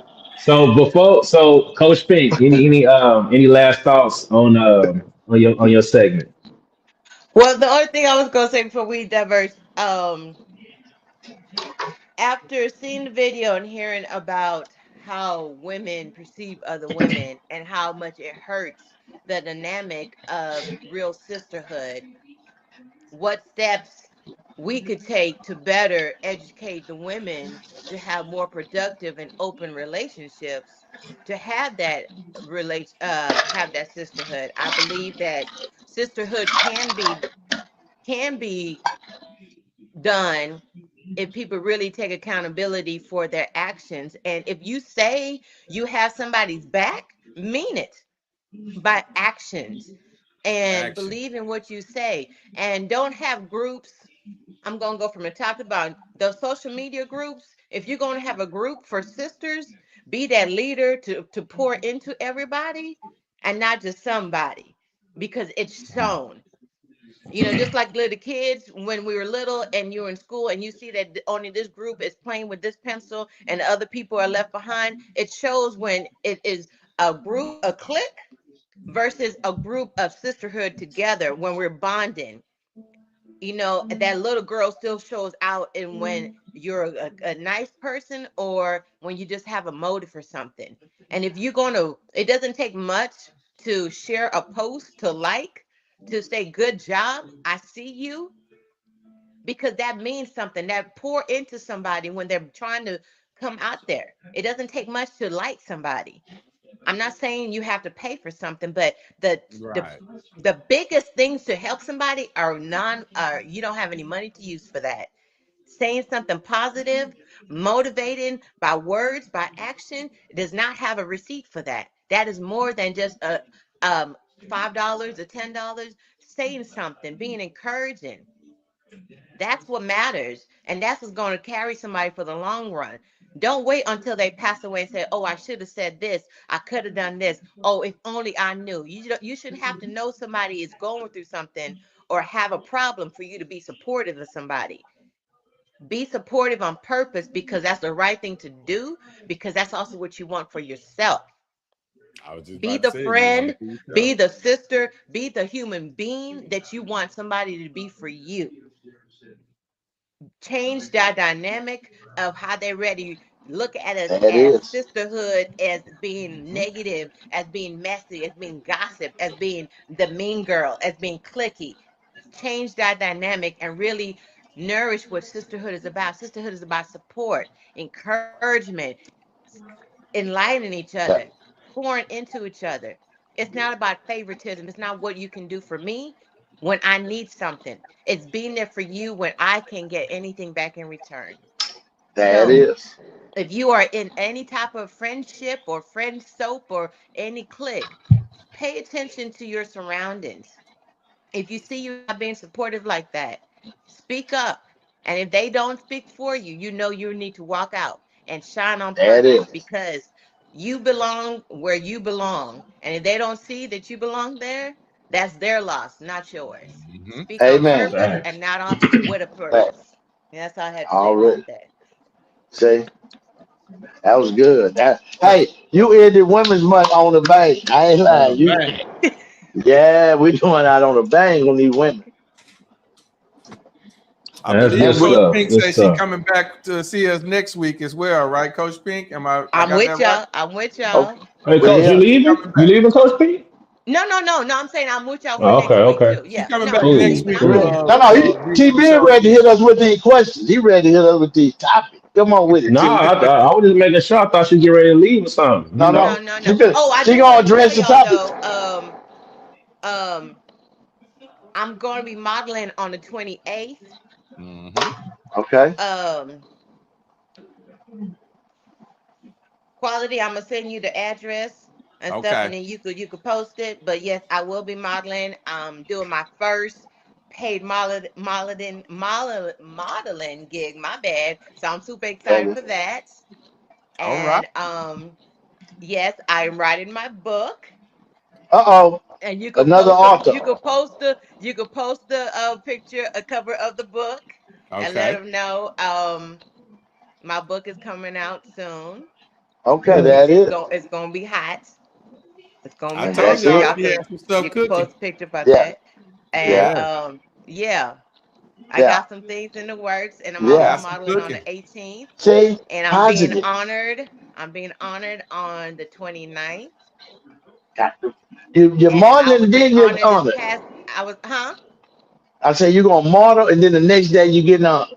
Yep. That's faith. Yes. That's a blessing.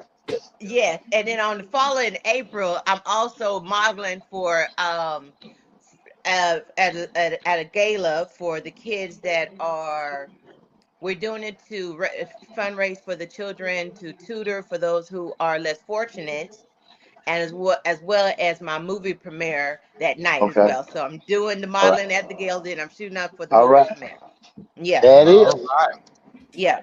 But Be I'm gonna busy. show send that to quality, Send it and then to we're me. gonna Yep. post that, and then I'll remind y'all again for next week. So yeah, All right. Great. Great. T-Man, let's go.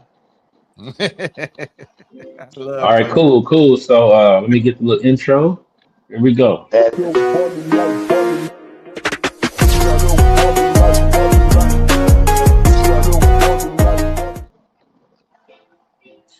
Hey man, you uh-oh. know what I've been saying for the longest that I'm a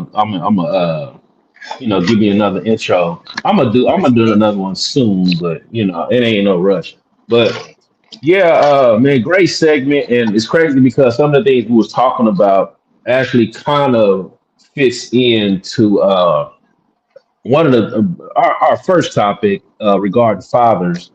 And so I ran across this video last week, and I didn't listen to everything on the commentary. I read just the caption was on the video, and I thought it was pretty interesting. So first off, I'm gonna put this on here right there, and then I'm gonna roll the video, and we'll come back on the back end for some commentary. Here we go. Ladies and gentlemen, Laura Galore tweeted something that said, y'all give men way too much credit.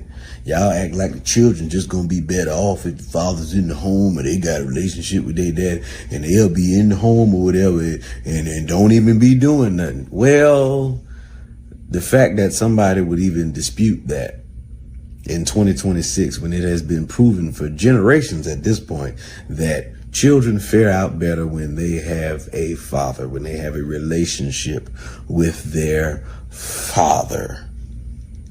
Yes, it takes two. Children are better off with mother and father. That is just how it is.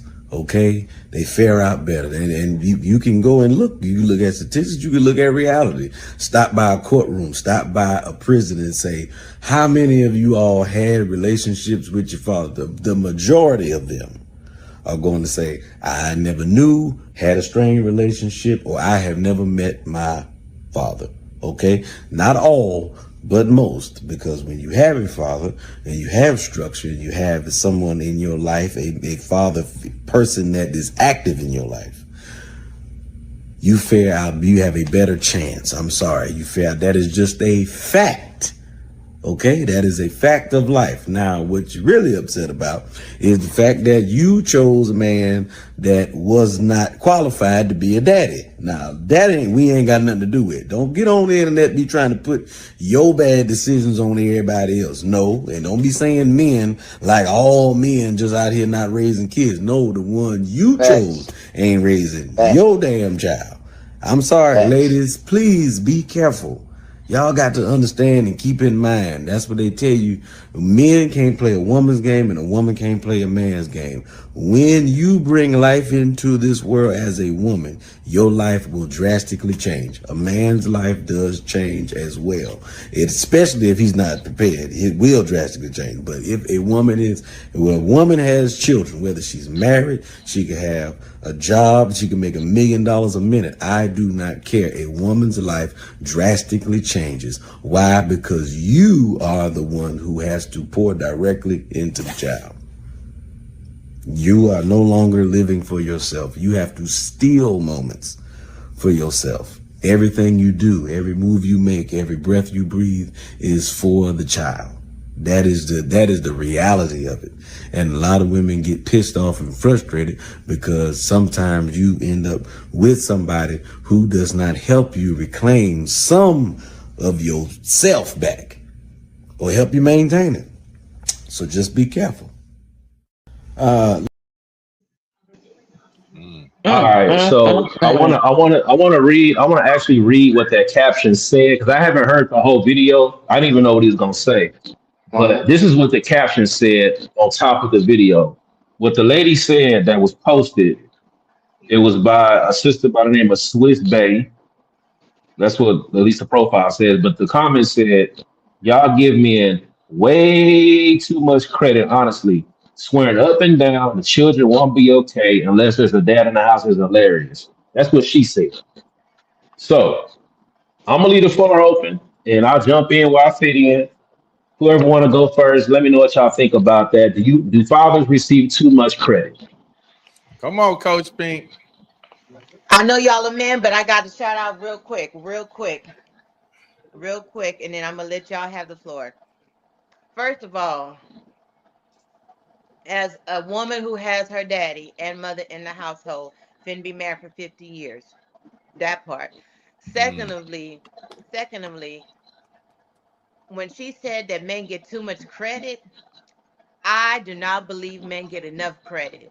The only credit that they want to show that men get is when they're being a deadbeat dad. And that's when they want to shout out and say he not doing this, doing that. They don't never shout out for when a man is doing good and taking care of his kids and when the woman want to cause problems and block him out. Women gonna hate me for this, but I have to say, if I was a man and I had children, from some of the women that I saw, and they have dealt with it, it would have been hard for me to be a man and to take care of my children.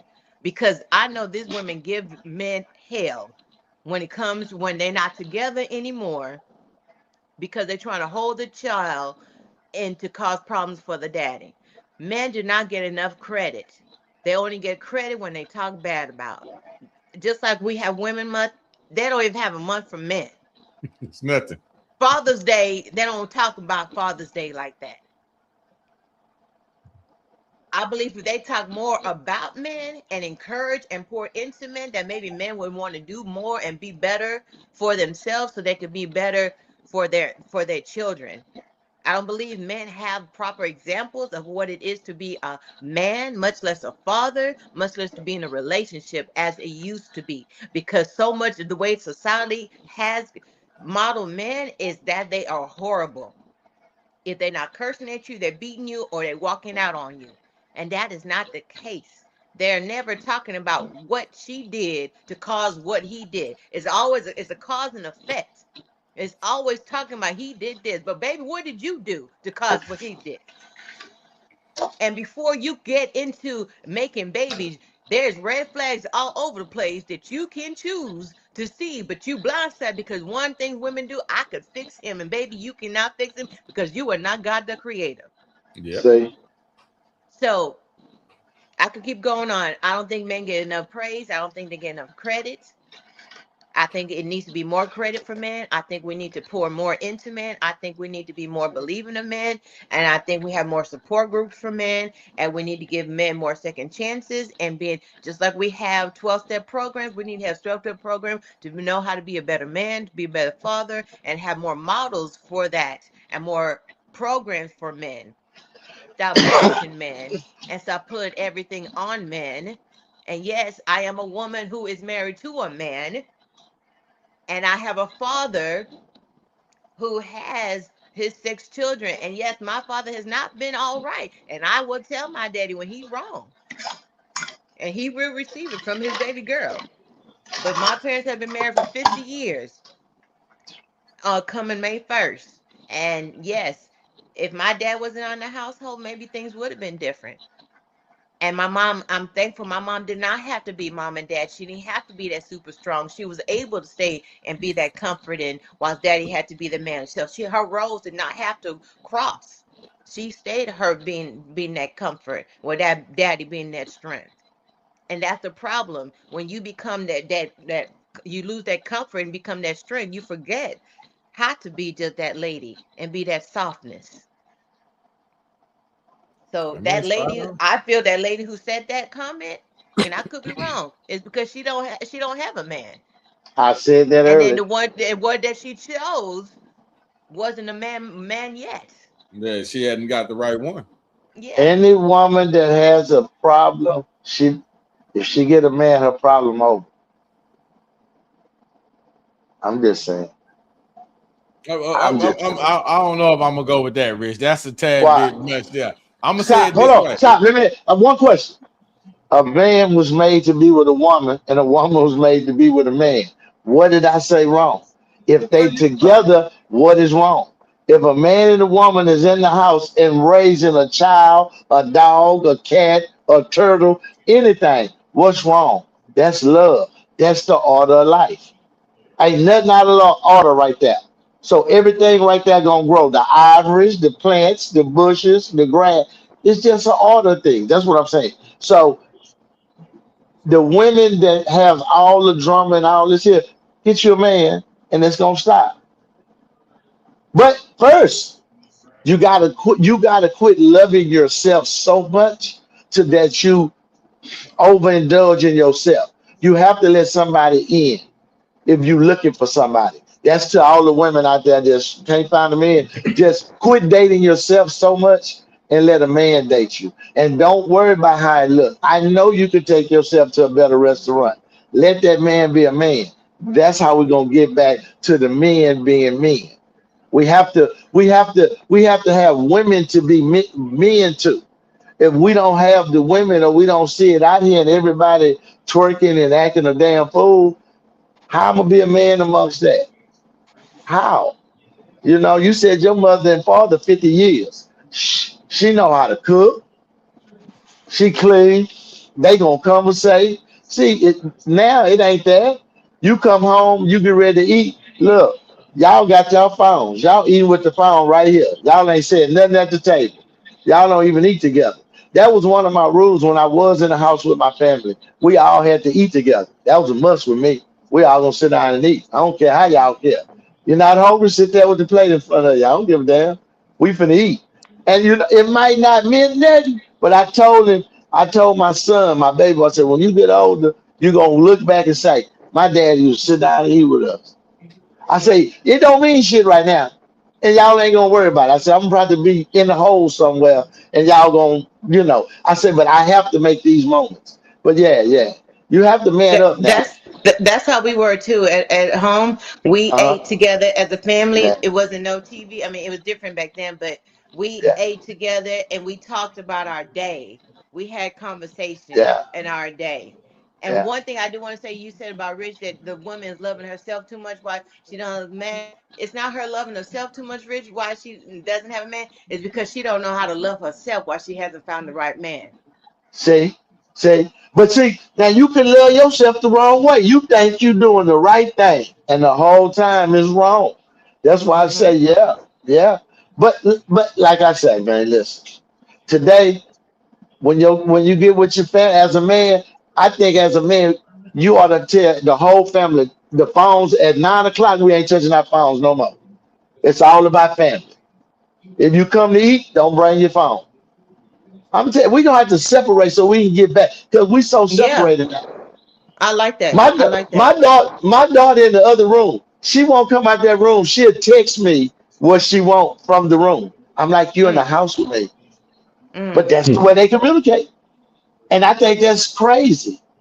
yeah, But I'm just yeah. saying, We out I'm of trying to touch. break her Out up of from touch. that. Now, did you see what I sent you? Yeah, you could have came out the room and said, but anyway, like I said, the man as men, I just think we have to just if you don't have an example, just be the man you think you should be. Like y'all said, Yeah. be that example you want to be. You know what I'm saying? Hmm. I was blessed to have a bunch of male role models. So I patted myself after that. But my sons, they saw what it was and they was there you know, if you did a good job because you ain't going to the graveyard or to the jailhouse. Yeah, you're Yeah. doing pretty good. If you ain't going to them two places and you raise some boys in this time, you pretty good. You pretty good. If you ain't going to the jailhouse or the graveyard, you doing okay as a parent because it's hard out here right now. I'm telling you. I'm Hmm. telling you that they go for it, smarter TBN. and the kids are faster and smarter than us because they got more information than we had. That's the only Yes, reason. they do. We know They're what to just do not with the using it information. wisely. That's what I'm gonna say. They don't know what to do with it, but they got it. Hmm. Yeah. What it took us years to learn, they get right in a minute. Yep. Yeah. What you got, TBN? So so I've been reading the question over and over. I mean, the statement of what she said over and over again.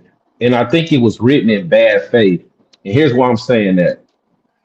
And so it says, swearing up and down, the children won't be okay unless there's a dad in the house. Is hilarious, right? This is why I say it's written in bad faith. At this point in 2026, I'll say about 90 to 99% of all of us black folks, speaking about us, we know people who done went through life and had made a great life for themselves that did not have a father in the home. We all know somebody. We know plenty of people that have went through life, navigated life, got to a point, they still living or may lived and died, but lived a good life, was responsible, stayed out of trouble, was a good individual, was respectful, had all the qualities that you would want somebody to have. But the reason I said it's written in bad faith because I don't think nobody is saying that children won't be okay. I think the conversation to have it in good faith is that you tend to fare better when you have both parents in the home. Let's just be honest. You tend like why wouldn't you want that situation? Why wouldn't you want your child to have both parents in the house from the jump? Who would not want that? And then on top of that, we send a lot of mixed signals and mixed messages in our communities because right now we talk about how people don't have. You could tell that they didn't have a father in their life the way that they go about their day, or you can tell that they missing this because they didn't have both parents. Or when you talk about what do you say when women go out and you hear them talking about how these men ain't this, ain't that. It's like, well, they didn't have a father around, they didn't know how to do all this. Well, the father should have been there. Now we saying that you would have been better off with a father in the home. So you can't pick and choose when it's okay to have both parents. So I think it's a bad faith comment on what she was saying. So I don't understand why people are making it seem like people are saying children is going to turn out terrible without a father around. I mean, let's be real. You will be better off with both parents. And I don't see how that is how a statement like that can be used, but not really thought about what's actually being said. And I just think it was written in bad faith. Now that I'm just reading what's being said, because yeah, man. I mean, how many of we all know somebody come from a single parent household, man? I mean, you look at LeBron James, right? Let's use an example of a celebrity that most people can relate to. His story is what people talk about all the time. But aside from him, just a common person that some of our best friends didn't have a father in the home, and they turned out to be okay. So I think it was just a bad faith comment. That I don't understand why people have arguments that I don't think nobody's actually making. And I part my slab on that. I see it kind of the same way that you see it, T-Ben, as far as the comment to me, and I don't know this young lady, so I don't mean to disrespect her or anything, but I'm just speaking on the comment. I don't know what she personally is, once again, but the comment was very ignorant. And what made the comment ignorant is because of what you just said, T-Ben. Statistics show that Right. kids thrive in a two-parent home. The statistics show you that. So it's not even a question of whether or not the man is there or whatever. But this is the other part of it that shows me a level of silliness to the comment, was when it seems as if this gender war that's going on amongst women and men has really, really fucked up the logical thinking of us as people. The part that really I continuously say, I swear to God, I say this almost every other day when I'm speaking about it.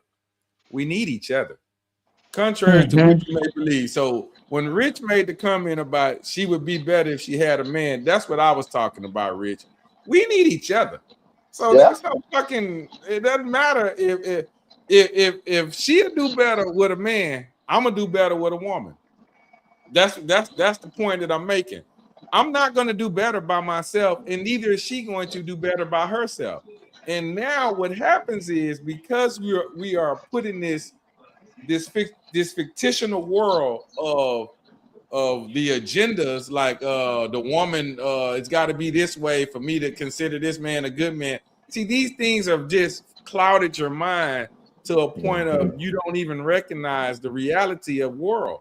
the reality once again is, and this is where it all starts. We need each other.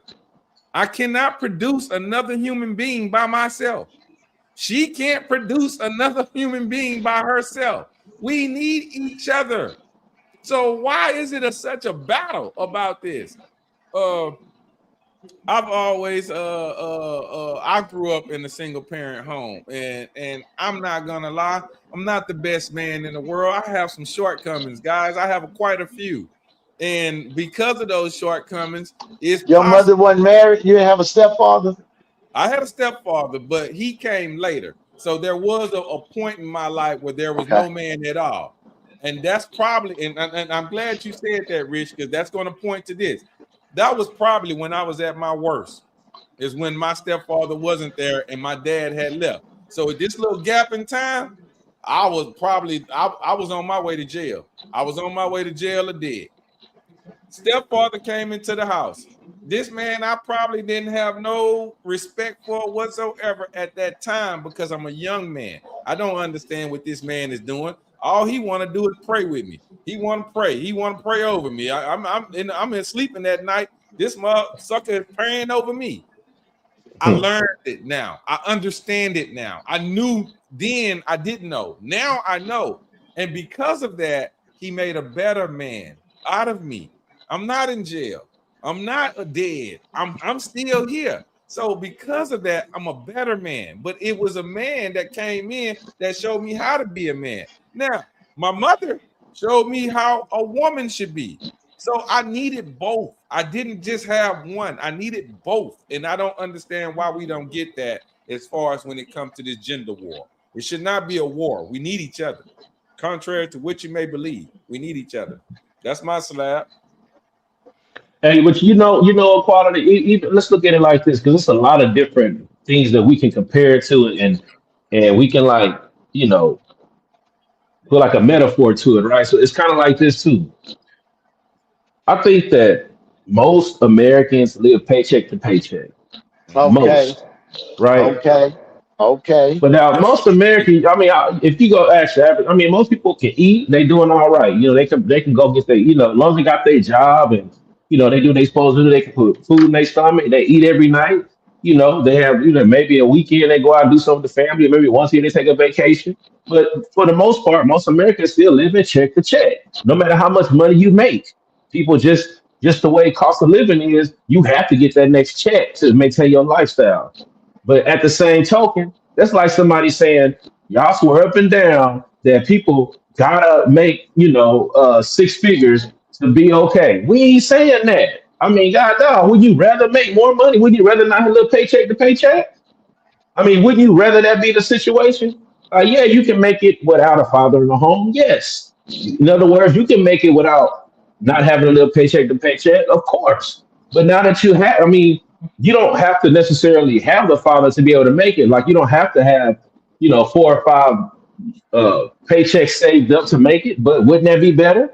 You know what I'm saying? Like, don't that make more sense? Wouldn't that be a better situation if you could have extra money? Wouldn't it make better sense if you could have 2 parents in the household? You know what I'm saying? Like, why? That's what I'm saying. It's a bad faith argument. Like, I don't believe nobody is saying, hey man, that child gonna be terrible without a father. Who says that? You know what I'm saying? Like, nobody says that. It's not on mass scale enough to be where somebody's making it seem like this is what's going on. So I just think it's a bad faith argument, not to beat a dead horse, but I just want to give a comparison. Like, it's common sense in my opinion. Yeah. But any last thoughts on that before we go to the next topic? Go ahead. That's it?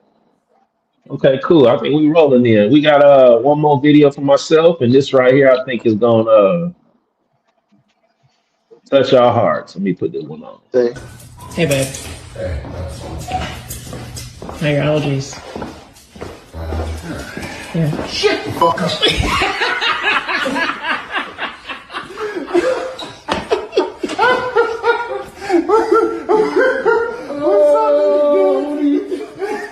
I broke your house. Oh, man. Oh. We got you good. And you were taking so long to come, you little fucker. Oh, man. I'm here with you, bro. You got me till Monday, buddy. You got me till Monday. I'm here with you. Don't make me cry, bro. Don't make me cry. You cut it out. You cut it out. I'm here with you, baby. I got you.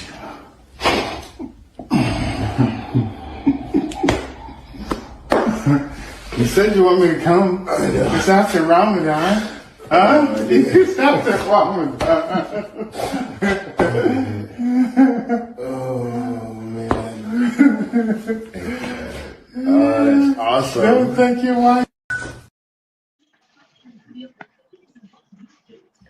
Yeah, so I ran across that last week too, man, and that touched my heart, man. It's good. I love Yeah. seeing that. You know what I mean? So if so for kind of if you didn't see the top of the video, was saying how his older brother flew in to surprise him to help him deal with some depression he's going through, and Oh man. it was a longer caption where he was, his wife was listening to him.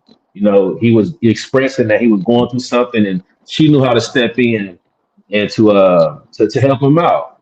And my take on it is a couple of things. Is one, you have a spouse that listens to you, that can understand you, that knows how to help you get to where you gotta go, and like can offer the medicine the best way it need to come. And Mm. she knew that his older brother, maybe through communication, hey, your brother going through this, can you come help? Or maybe he didn't express, I would like to see my brother. Whatever happened, she heard the message. The brother flew in and was there. You could tell, it lit up his world. It really surprised him. And so, dealing with depression, that's one method is having a loved one come in, having a spouse that can be that aid for you. So what's y'all take on that? How do y'all deal with depression, and what do you think about what y'all just saw? I So, first Quality, you got I it. go first. First of all, I want to go back to what Coach Pink said earlier about how men are needed and wanted and need that time. See, right there, there's an example of a wife that understands. He needed that. He needed that. That is so special to where, as a man, I don't know if women understand this, but we have a really hard time expressing our emotions. That is Yeah. very, very tough for us. And if we express it to you, then that means that woman, you are extremely special to us because we're telling you something about us that you could at one point weaponize it towards us or whatever the case may be. And that is the fear Mhm. that makes us not tell it to you, because we do recognize that it could be weaponized against us. But I can honestly say that woman looked like she had his best interest at her mind when she asked for his brother to come in. And for him to see that, you can see the energy that his brother brought to him. You can see it, man. I just thought that was amazing. That was awesome. That is what real love is about, and not necessarily love from just wife and husband's aspect, but from the brother to brother love. That's a love right Mhm. there. That's a bond. That's a strong thing right there. To where it took his brother to come in. To you can see the levels of stress kind of just ease out of his body, like in time. Mhm. Like looking at that video, I saw it to leave his body just because of his brother's presence. Man, that's a beautiful thing, man. That's a beautiful thing. Like I say, for men, we struggle with letting emotions come out because of certain reasons or whatever. But that right there was an emotional lift that I think we need more than what we actually show that we need it. We won't show it, but we need it more. And that's my Yeah. slab. I'm in the garage. Okay, I'm gonna piggyback off of what you said. It's so true that what you said about men.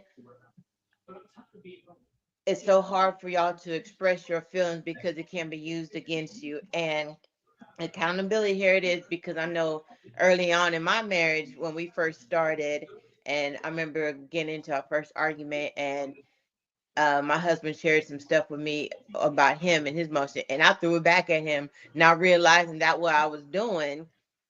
And then when he called me on it, I was like, dang, I did that. And I had to apologize, like, I'm sorry. And I had to work to gain his trust back, where Mm-hmm. he can feel comfortable with me to be able to pour out his feelings, because I tarnished that and not realizing, and I had to put in the work to do that, because he entrusted me something that was so intimate for him.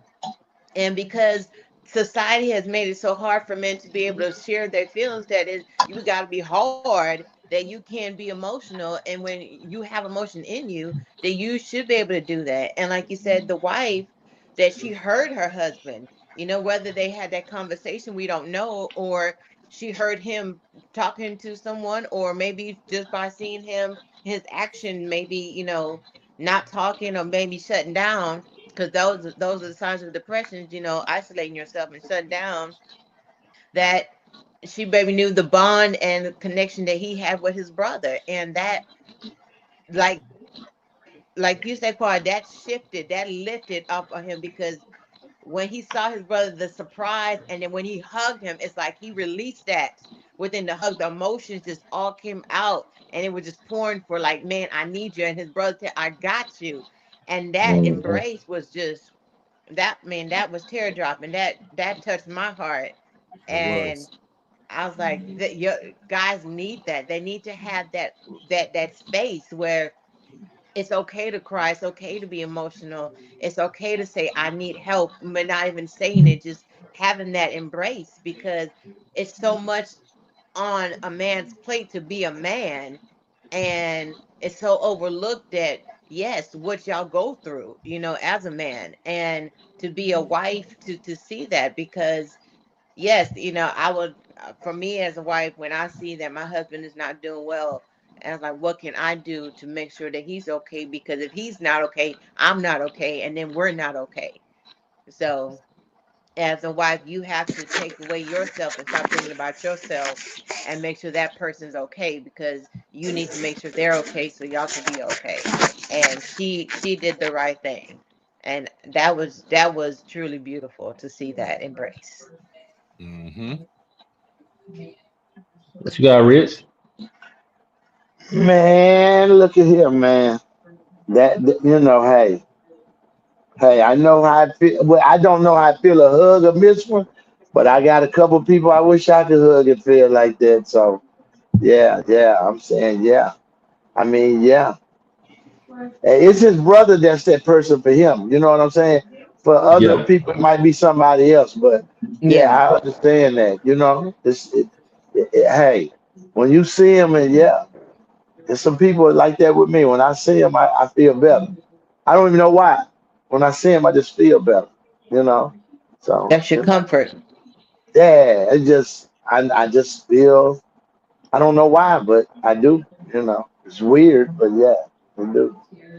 So Well, let yeah. me let me let me let me ask y'all. If you care to share, how do y'all deal with depression? And I'll go first. Like myself, whenever I feel like I'm getting depressed, um, I go hiking. So doing something physical, either going to work out, going hiking, I just need time to think. And I say, what I tell myself, I'm just going to talk to God, and just generally speaking, even when I'm just in a good mood, it's just my time to be out, with no noise, talk to God, just think a little bit, clear my mind, and have my brain going without being attached to like a work task or having to answer questions or whatever the case is. But yeah, me personally, and I don't even know if it's the quote unquote proper way, but me, man, I just I have to take some time for solitude. Solitude helps me a lot. I just need time to think. And when I'm thinking about whether it's my purpose, whether it's my plans and my goals, whether I go off track, reminding myself of what I have to get accomplished. Where did I lose sight of it? Why did I let something get to me? Why is it getting to me? I just kind of do a lot of self-analyzing, and going through my own thoughts. And that's what gets me out of whatever funk that I may be in. You know, it might only be like a couple of days. I don't really get depressed like weeks at a time. It might be a day or two where I'm thinking in deep thought. Somebody might have said something that rubbed me the wrong way, and I'm thinking too much about it. But that's how I deal with it. You know, like I said, I don't know if it's the right way, but it works for me. And I think generally think I'm a pretty joyful person, so maybe it does work in my favor. But so you know, what y'all think, man? How do y'all deal with Listen, depression? listen, I'm gonna say this. I don't know when I have depression or if I'm depressed, if that make any sense. But this is what I do. I eat excessively You eat, stress eat, and I don't know it. yeah. I usually weigh around 195, 200. I went to the doctor, I was 225. I said, I've been stressing. I was depressed. I didn't know that. I thought I Mm-hmm. was just okay. But knowing your body and you know that it's a reason you're doing that because you just don't eat like that. And I catch myself. I just was eating for no reason. You know what I'm saying? I be in an eight and I'm full and I leave like right now. I leave and just go get a water burger and come back for no reason. Then in the Mm. morning, wake up, go eat some breakfast. But I knew I was running or doing something for some. It was depression. It had to be because I just was eating for no reason. So I saw that and I did kick back, to my little one a day, my fasting. So I'm like, I got over it. I guess I don't know. I'm saying, how you deal with it if you don't know? That's what I'm saying. You I was know what, just Rich? eating, and I I figured it had to out figure. through eating. You know, I had to figure this out. So I this is how I know when I'm dealing with depression. This is how I know. First off, the first indication is my eyes get real low. It's like I can't even raise them up. They just feel like something. Is my eyes just feel real low. Once then I get real quiet and I really don't want to talk to nobody. That's how I know I'm dealing with that. I'm feeling depressed. It's like my mood just changes and I can't do nothing about it What you unless depressed about? it can be things that trigger it. Somebody might have said something that I felt like, why they say that to me? You know what I'm saying? I'm like, now why would they think that? It could be Okay, something like that. Sometimes okay. I don't even know. I That's don't why I'm even know what asking. triggered it. But I don't know what triggered it, but I know what it feels like. Okay. You know what I'm saying? I So when I get that feeling, that I know, okay, you going through a little depression right now. Let me, I don't want to be the bad air in the room. You know what I'm saying? I don't want to ruin the mood of the space that yeah, I'm in. You know, I don't want to worry somebody else if I know yeah. that I'm not feeling a certain way. So then I take a little time to myself and I get up out of it. You know what I'm saying? So that's how I know when I'm dealing with it whenever it comes. It just I'm not like a depressed person, but I think everybody deals with depression to an extent. But that's just my opinion. I could be wrong, but Okay. you know. That's how I know. You know what I'm saying? What about y'all, quality of Coach P? Do you feel depressed at times when you know when you're dealing with it or when it comes? I want to know from Coach Pink. I want to hear from a woman's perspective. Okay. Well, I can only recall being depressed 2 times in my life. Okay. Mm, And that was the loss of my children. And that took mm, me in a dark place. And I know what I did for me that helped me was I wrote. I wrote in my journal, I listened to music, and I drew.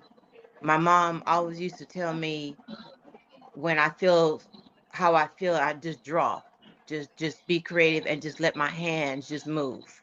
And that would help me because I normally when I feel sad, I would just talk to God or my music, but I was mad at him at the time, so I didn't go to him. But I wrote in my journal, and that's what even have helped me to write my own and create my own journal, that my healing journal that helped me overcome my sadness. So those my times. And because overall I'm a happy person. And I always try to take the bad situation and look at it in a good way and say this didn't happen because God had something better for me. So I try not to look at things in a negative way. But those two situations was the one that I was mad, and it just it just knocked me off my feet. Mm. All right. Let me see. Just so I can answer the question, I got to be really honest with y'all, man. I'm gonna be really honest, and I hope no one take anything from it. But depression is something that I deal with on my own. I don't have a safe place to go and let it out what I'm going through. So the thing about it though, y'all, I don't want to make this like it seems like it's someone else's fault.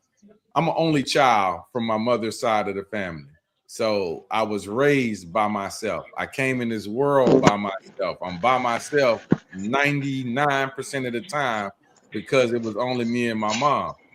So I got quite adapted to learn how to do things like that. Being by myself is how I handle everything by myself. Uh, I used to try to reach out and talk to people and all that there. And what I recognize with that is that there's not a whole lot that they can do to help me, you know, and it's not in a bad way. Once again, I don't want to make it seem like it's a bad thing. It's just reality came in and it hit me. I'll speak on when my mother passed away. It was no one I can go to tell what was they going to tell me that's going to make me feel better. It was nothing they could say. So when someone else is going through it, I now know that there's nothing I can say that's going to make you feel better. The only thing I can do is tell you that, you know, I hope that you get through this. If you do need to talk to me, I am here. But for the most part, there's not a lot that I can say that's going to make you feel any better than what you're going through. Maybe over time it'll heal depending on how you are and the feelings that you have and the connection that you had. But for the most part, that's a maybe. So for me, dealing with things like that, there was nothing, no one, I guess I recognized it early. There was nothing they could do to help me. There's nothing. So the best thing for me to do is something similar to what you said, TBN. I'm just naturally by myself. I have an area in my home where I spend a good percentage of my time, which is this man. I'm here now. So, you know, I spend a lot of my time here in my little man cave. And this is where I deal with depression with. You know, I sit in here and I think. Piggyback off Coach Pink. I may write something. I may hear music. I may work out like TBN, you know. It's just all kind of things that go on that help me go through it, but I'm definitely going to deal with it by myself. And I just don't feel like, as far as my family, I don't feel like it's fair for me to dump my issues off on them about what I'm going through. Now, they might think that I'm not being fair by not doing it. And so this is a little battle that I go through in my head. But for me, I'm by myself. I'm the only one that can help me. And that's my mentality. That's my slab. I'm in the garage. Yeah, you know, Yeah, Question. man. I have a question. Quality. Do you feel that way because I know you said because you've been by yourself alone and you have to deal with yourself alone. Like for me, with my situation, I always felt before that if you have not gone through what I've gone through, then you really can't understand how to talk to me. Like, for example, when I had my hysterectomy, and other people said, "Oh, well, that's good. You didn't have to mess up your figure." With to children, I said, "How many kids do you have?" And they'll say, "Well, I had 3 kids before I had my hysterectomy." I said, "Well, you don't understand what I went through." Right. You know, if you cannot be in my shoes to know that I almost died on an operating table after losing my twins and can't have children anymore, you don't know what I'm going through. yeah, You know, so for me, with that situation, I had no one to talk to because no one went through what I went through. They didn't know your And journey. yes, Mm-hmm. but that has helped me so I could be there for other people because after that, I ended up meeting other people that had gone through that I could actually help and say, I went through that. I'm still healing. And this is how I helped. It helped me. And maybe my tools can help you during your, what you've gone through because Mm-hmm. you lost your mom. I haven't lost my mom. Now, my mom had a major stroke, and they said she wasn't going to make it, and she's part paralyzed. But I still have her physically here, even though she's not who she was, but I still have part of her. And even though people may say, oh, you still have it, I said, yeah, but you don't know what I have to go through to take care of my mom, because we don't have family here. So I don't have aunties and uncles here to help me and my dad and my brother take care of my mom. It's just us. It's just you, know? right?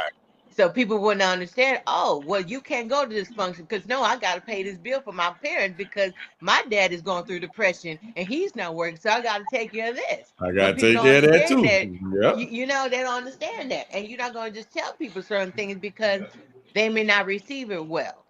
So I get that. Yeah. And you know, you can't see depression because when my mother passed, she did what you said. My brother passed before my mother, my oldest brother. He just passed. If we wasn't looking for him to die, he wasn't even maybe 50.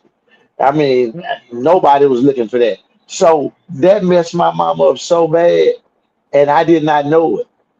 And when she died, like 9 years later, it was like 8 or 9 years later. When I was burying her, I found a book she used to write in. I didn't know. I did not know she was that hurt. I read that. I read that thing and was cringing. I was like, "Damn." But when I see her, she didn't show no forms of that. Like, wasn't nothing wrong. We cool. Let's keep it pushing.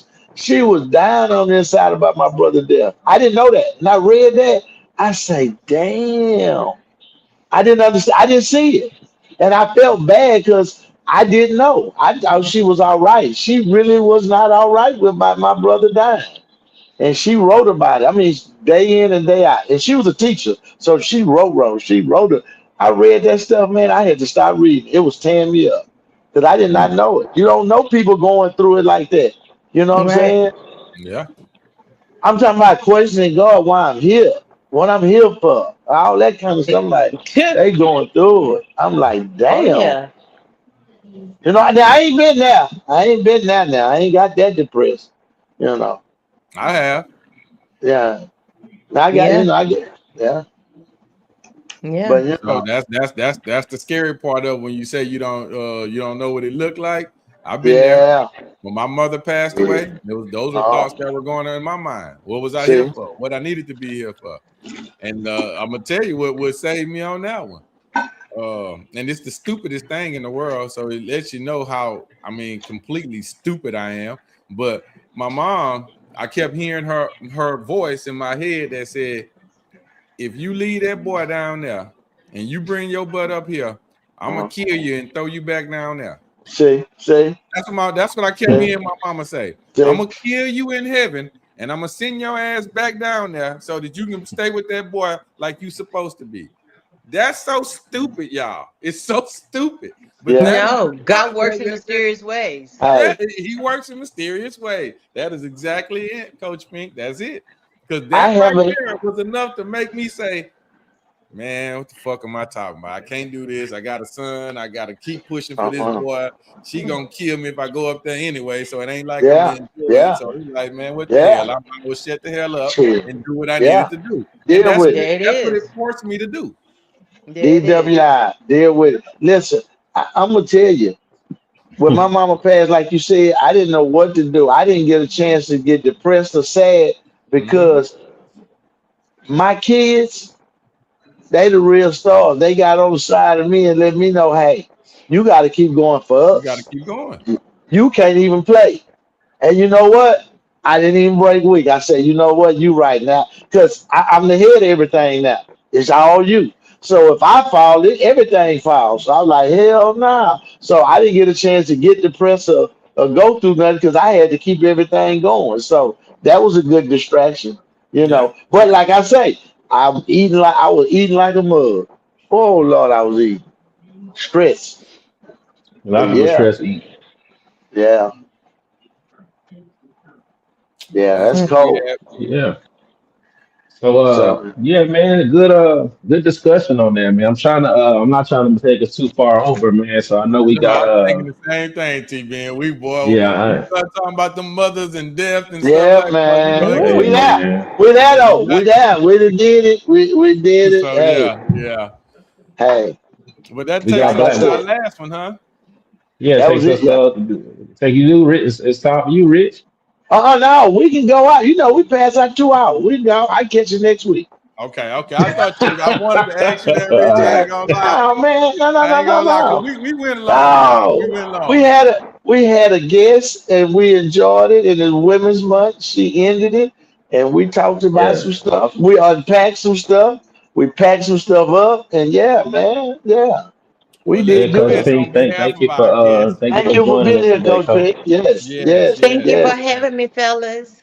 I We yes, can't enjoy wait to yes. see y'all. you next week. Hey, yeah. Yes. Oh, I like that. You said, Y'all got you a home over here for real. Yeah, yeah, I tell her yes, every time. yes, She know it. She embedded in this yes, family. She don't even know. yes, We family. That's my yes. sissy poo. Hey, hey, Yes. listen, Yes. listen, listen.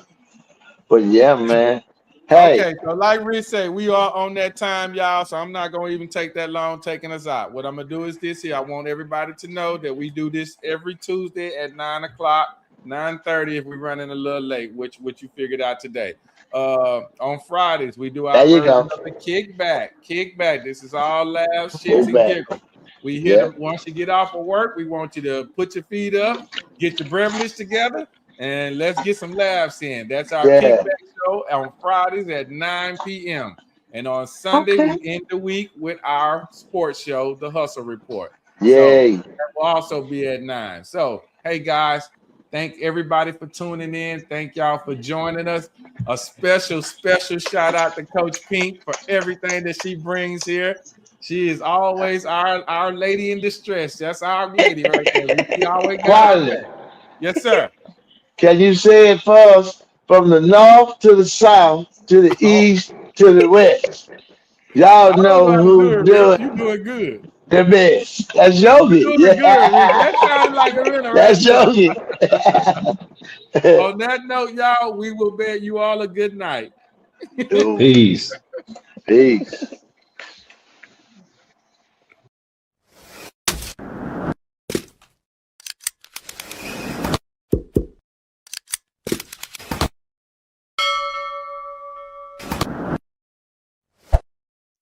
Thanks for joining the H-Town Bayou City podcast.